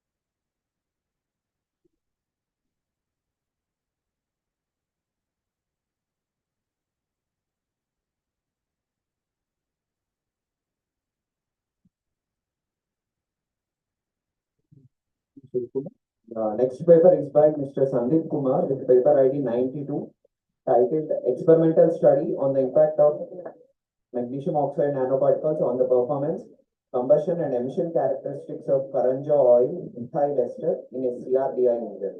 Paper ID 92. Sandeep.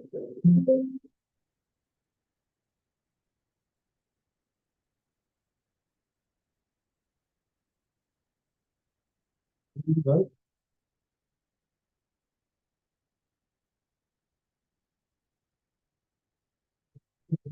Particles and the performance, combustion and emission characteristics of CRDA engine.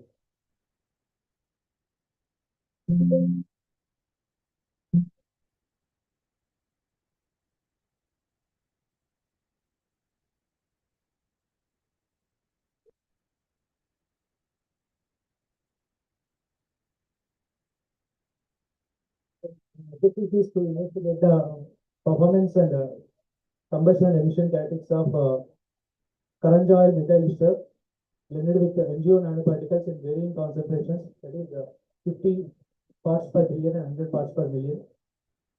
These are my objectives. And introduction. So in the universe, the total energy consumption, out of the total energy consumption, 82% of it is actually, which is derived from the fossil fuels. So we are moving in the era of sustainable development, but this is a serious issue of concern. So that's right. So we need to reduce the fossil fuel consumption, as well as we need to reduce the emissions from the fossil fuels. So one of the facts from the Energy Institute's statistical evaluation indicates that so global oil consumption reached the 100 billion barrels per day in 2023, and highlighting that fossil fuels are being depleted more rapidly than they are developed, hence underscoring the necessity of alternative fuels. So in this current study, I am using the biodiesels, which are derived from the plants, animal waste, and other things. So the biodiesel feedstocks are from various edible and non-edible plants, as well as from the animal skin, like animal waste. From that we can derive the biodiesels. But these biodiesels exhibit some of the practical limitations, wherein the biodiesels, the calorific value is somewhat lower than the diesel, as well as biodiesels exhibit the more nitric oxide emissions, which is due to its more oxygen concentration. So for that, I am adding NGO nanoparticles to improve the performance characteristics of biodiesel and to reduce the emissions. So these are the literature survey I have undergone, and I have mentioned few. So Mr. Sahu, he worked on biodiesel, Karanja and Polanga, and he mentioned that he observed shorter ignition delay for the biodiesels. The other researcher, Satish, he worked on effect of adding the methanol with the Karanja, and he also exhibited the lower levels of emissions for his work. So like the different others, they worked with addition of the methanol and diethyl ether and other chemicals with the Karanja biodiesel. And some other few researchers, they worked with addition of nanoparticles like Al2O3 and other copper oxide nanoparticles and other things, but not many undergone the usage of the Karanja oil methyl ester along with the NGO nanoparticles. So, and let's discuss about the Karanja. Karanja is a tree, so especially referred to as Fungamia, the medium-sized evergreen tree, averaging from 12 to 15 meters in height, and the Karanja fruit, which is reddish brown in color, has a kidney-shaped kernels, and its oil yield is about 30 to 40%. and has a potential yield of 900 to 9,000 kgs per hectare. So it has good potential of oil yielding capacity.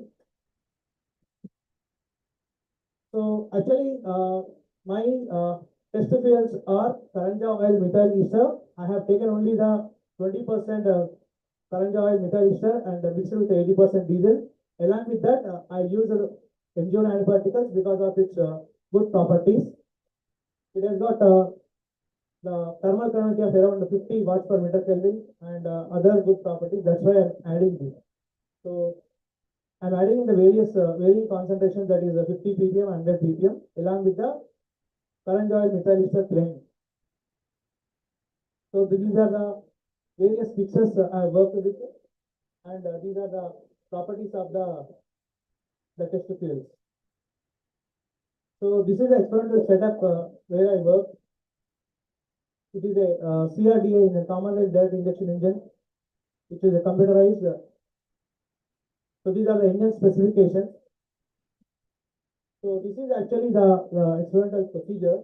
So actually, I have directly taken the, I have not done the transcription. I have directly taken the biodiesel from the place where I work, where they prepared the biodiesel by taking the raw Karanja oil, and by doing the transcription process, they got the biodiesel. This biodiesel is mixed up with the nanoparticles, MgO nanoparticles, in a mechanical stirring machine, where the mixing of the biodiesel and nanoparticle takes place. After they mix, they are utilized in the engine, and which are used for testing of the performance, emission, and combustion characteristics. So basically, nanoparticles enhances the combustion process because nanoparticles have larger surface area to unit volume, and it catalyzes the combustion reactivity. That's why people are adding the nanoparticles to the fuels to enhance the combustion, which finally leads to the more efficiency and less fuel consumption, finally lead to the lower fuel emissions, lower emissions of the carbon monoxide, hydrogen, hydrocarbons, and NOx. So I'm coming to the results and discussion. So this is the graph. This is a graph which shows the graph between the brake thermal efficiency and the load. So if you observe, it's a increasing trend where the initial loads, the efficiency is lower because of the lower temperature of the engine, and as the load increases, the brake thermal efficiency increases. It is the same trend is there for all the test fuels. I have taken the 4 test fuels. One is diesel, one is Karanja oil methyl ester blend, 20% Karanja oil methyl ester and 80% diesel. Another one is 20% Karanja oil methyl ester, 80% diesel, along with that 50 ppm of MgO. Another blend is the Karanja oil methyl ester blend with 100 ppm MgO.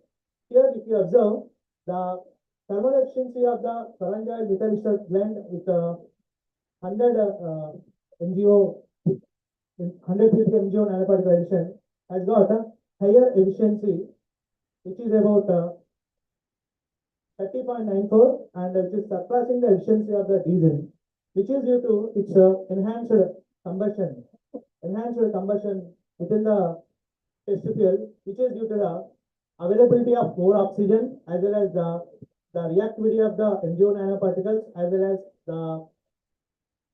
the better fuel properties of the MgO doped fuel blend. So this is a diagram which shows the variation of the brake specific fuel consumption with the load. So here at maximum load, we observe that VSFC of the MgO doped blend, MgO 100 doped blend is about 11.5% less than the KME 20 DAP blend, and it is again 8.75% less than the petrol diesel. This is due to the availability of oxygen in the MgO doped blend, and because of which the combustion efficiency increased, and because of which the fuel consumption got reduced. So these are the emissions, the graph which shows the emissions of hydrocarbons. As already the biodiesel is the oxygenated fuel. Along with that one, we are adding MGO. MGO has got oxygen concentration, so that the oxygen concentration in the fuel is increased. So because of which it leads to the proper combustion, because of which the HC emissions gone down. So a reduction of 32.34% and 19.16% emissions reduction is observed with this KME20 D80 MGO 100 blend. So this is the graph which shows the emissions of the carbon monoxide. The carbon monoxide emissions varies with the load. If you observe here, so at the initial loads, carbon monoxide emissions is high due to the fuel, due to the lean mixture. But here, where exactly when you have the fuel mixture, which is a stoichiometric, where the emissions is less, and when we go for fuel rich region, where the CO emissions are more, and here again with the addition of the MGO nanoparticles, we have observed that less emissions for CO when compared to the biodiesel blend and diesel. The CO2 is actually, though it is one of the effluent of the engine, but here the CO2 emissions will be higher when we have complete combustion. When we have complete combustion, the CO2 emissions will be higher. So we observed more CO2 emissions with the addition of the MGO nanoparticles. And again, this is the NOx emissions. So the NOx emissions depending upon the temperature, incident temperature of the engine, as well as it depends upon how the reactivity takes place. With the addition of the MGO nanoparticles, MGO acts as a catalyst which enhances the fuel reactivity at a lower temperature itself, which promotes the combustion and leading to the lower emissions. So if you observe here, the KME blend with the MGO 100 has got a lower emissions of NOx. So yeah, concluding on last two slides. So this is the cylinder pressure where you can observe the cylinder pressure for the MGO blends are high, and net heat release rate. This is the net heat rate for the MGO blends is high at around 374 degrees. The conclusion is, with the addition of the MGO nanoparticles to the fuel blends, the carbon monoxide, NOx emissions as well as HC emissions are reduced, which is of greater importance. And also, with the rising MGO nanoparticle addition, we are getting more thermal efficiency and less brake specific fuel consumption. So these are the things. Thank you.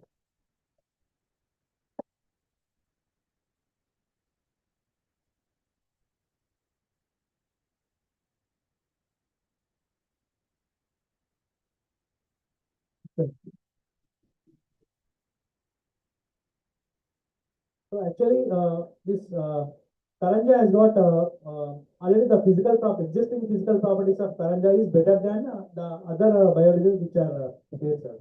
That's why I've chosen Karanja. With the addition of the MGO nanoparticles, its properties enhanced a little bit. Let us say, so we add the MGO nanoparticles by 50 ppm, 100 ppm, its calorific value is enhanced. I've tested the properties also.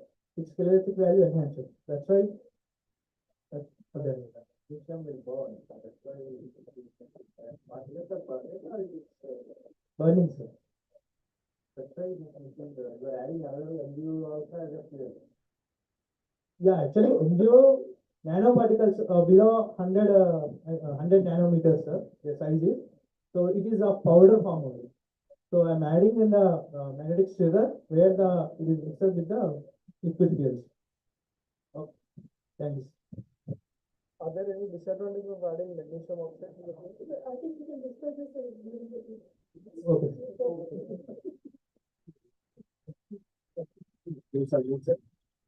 Next paper, the last paper of the conference by Nikhil Goda, paper ID 94, titled Experimental Study of Tribological and Mechanical Properties of Aluminum 6061 Titanium Dioxide Composite Material. Mr. Nikhil.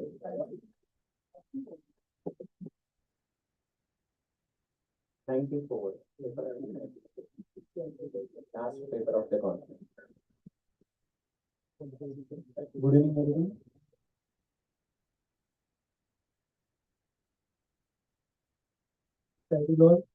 Experimental study of tribological and mechanical properties of AL6061 and TiO2 composite material, and myself Nikhil, my authors and guides are Chandrasekhar sir, Vishwanath Kumar sir.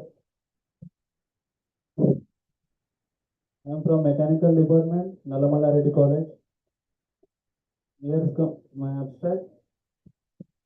The present study emphasizes the groundwork and testing of the reinforced materials using aluminum as the substrate and the reinforcing agent of TiO2. Aluminum MNCs are broadly chosen in the aerospace and automotive sector.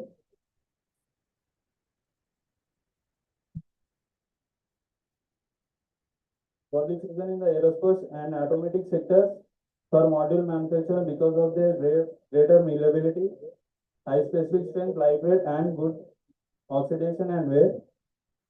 The tribological and mechanical properties were found through different experimental methods, including resistance, strength, and hardness valuations. Introduction.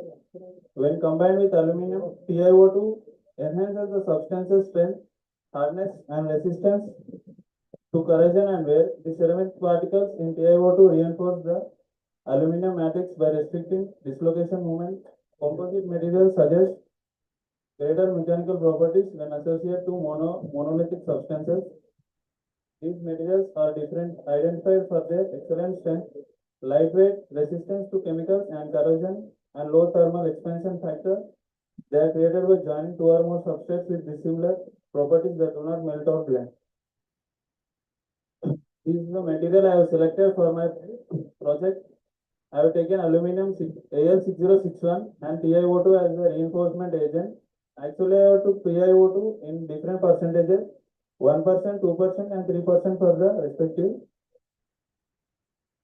This was my prepared specimen after casting. This is the stir casting technique.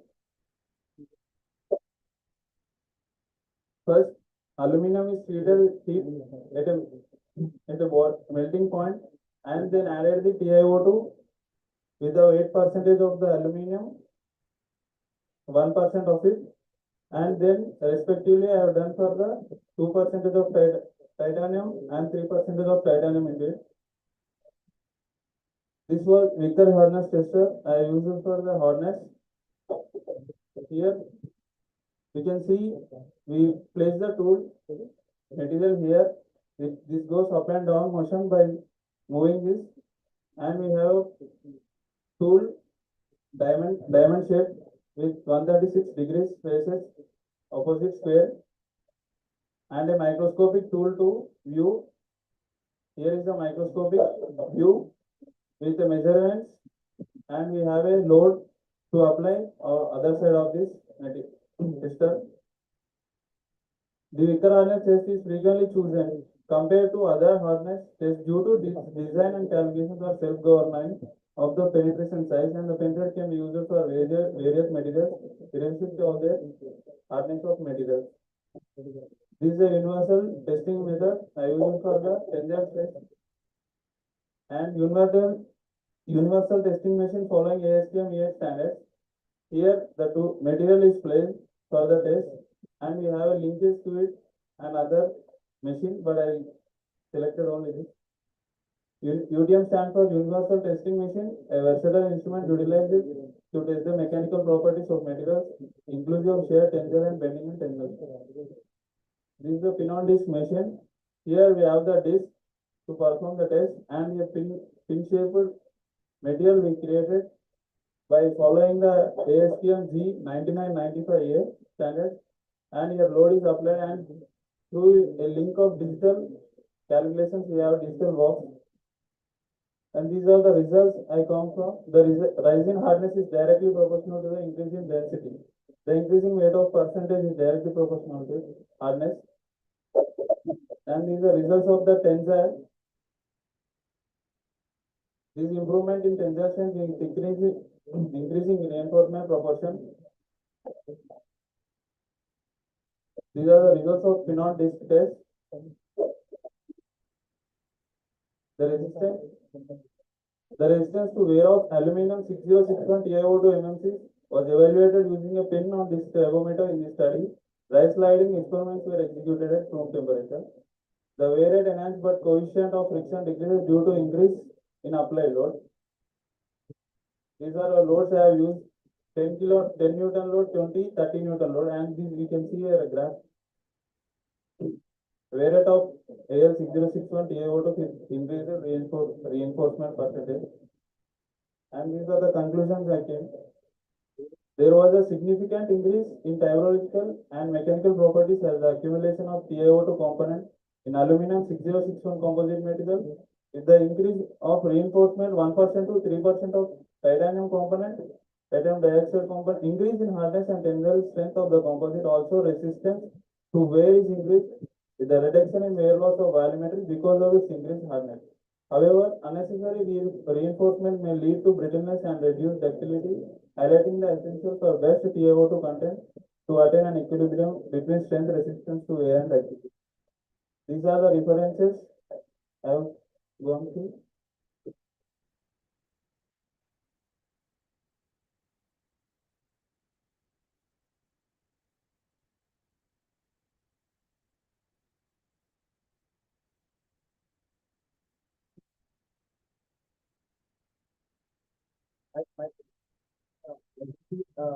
This titanium oxide, so many people have done. So what you are doing? Actually, they use the titanium dioxide 0.5% to a weight percentage. I have seen. So I selected the paper and done 1%, 2%, 3% different. You should have to do something innovation. You should not repeat it. Okay, thank you.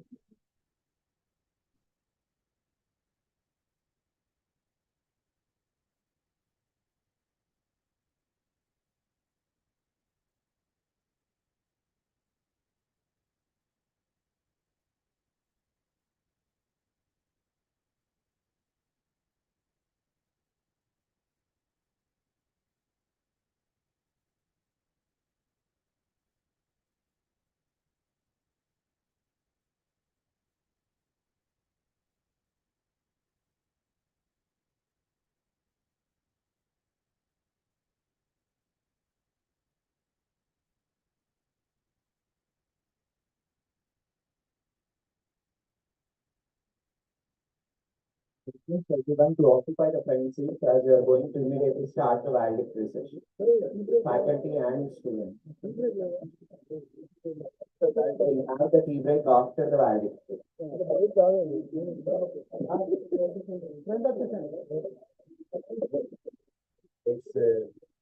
We follow some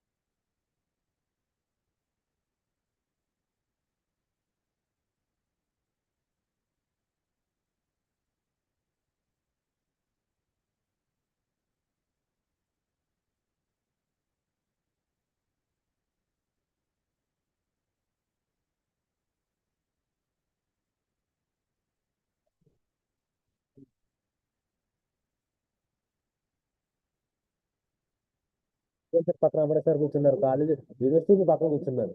అది matter అక్కడ అక్కడ అక్కడ అక్కడ అక్కడ వేసి అక్కడ వేసి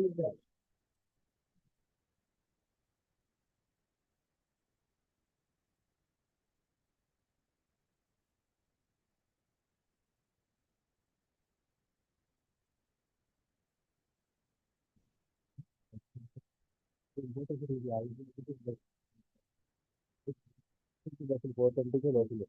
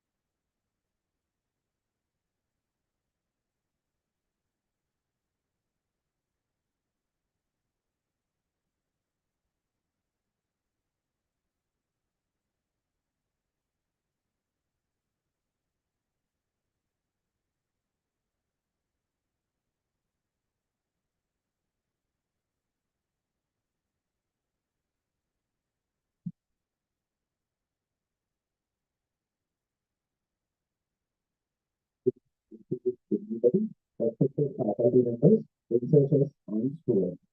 As we are about to conclude the international conference on innovations and future scope of mechanical engineering in digital era, ICIFMEDE 2025, it is my honor and privilege to deliver the valedictory. Over the 2 days, we have had the privilege of witnessing an extraordinary confluence of intellect, brainstorming discussions, innovation, and expertise. The keynote addresses delivered by Dr. Nitin Motel and Dr. V. Vasu, along with engaging technical sessions chaired by eminent scholars, have provided valuable insights. The research papers, case studies, and discussions have not only showcased groundbreaking ideas, but also opened new avenues for collaboration and exploration. It is our honor to invite the esteemed dignitaries and distinguished guests onto the dais for the valedictory session. May I now request Dr. Sikandar Baba, convener, ICIFMEDE 2025, to kindly join us on the stage. We now invite our esteemed Vice Chancellor, Dr. Archana Mantri, whose leadership and vision continue to inspire academic and research excellence at our university. Please join us on the dais. Thank you, ma'am. Now I request the keynote speaker and session chair, Dr. V. Velarapudi Vasu, to grace the dais.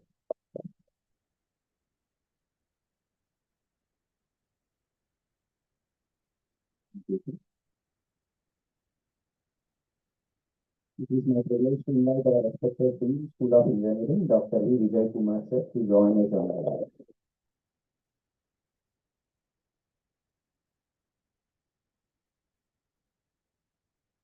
I also request Dr. K. Srinivasa Chalapati, the General Chair of the Conference, our beloved head of the department, Associate Dean, to kindly join us on the dais. Thank you, sir. I invite Dr. T. Krishnaya, our co-convener, who has worked tirelessly to ensure the seamless execution of this event, to join us on the dais.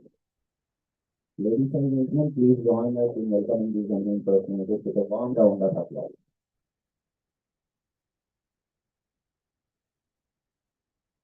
I would like to invite Dr. Madan Mohan Reddy, Associate Director, Innovations, to present a closing report of ICIFMEDE 2025.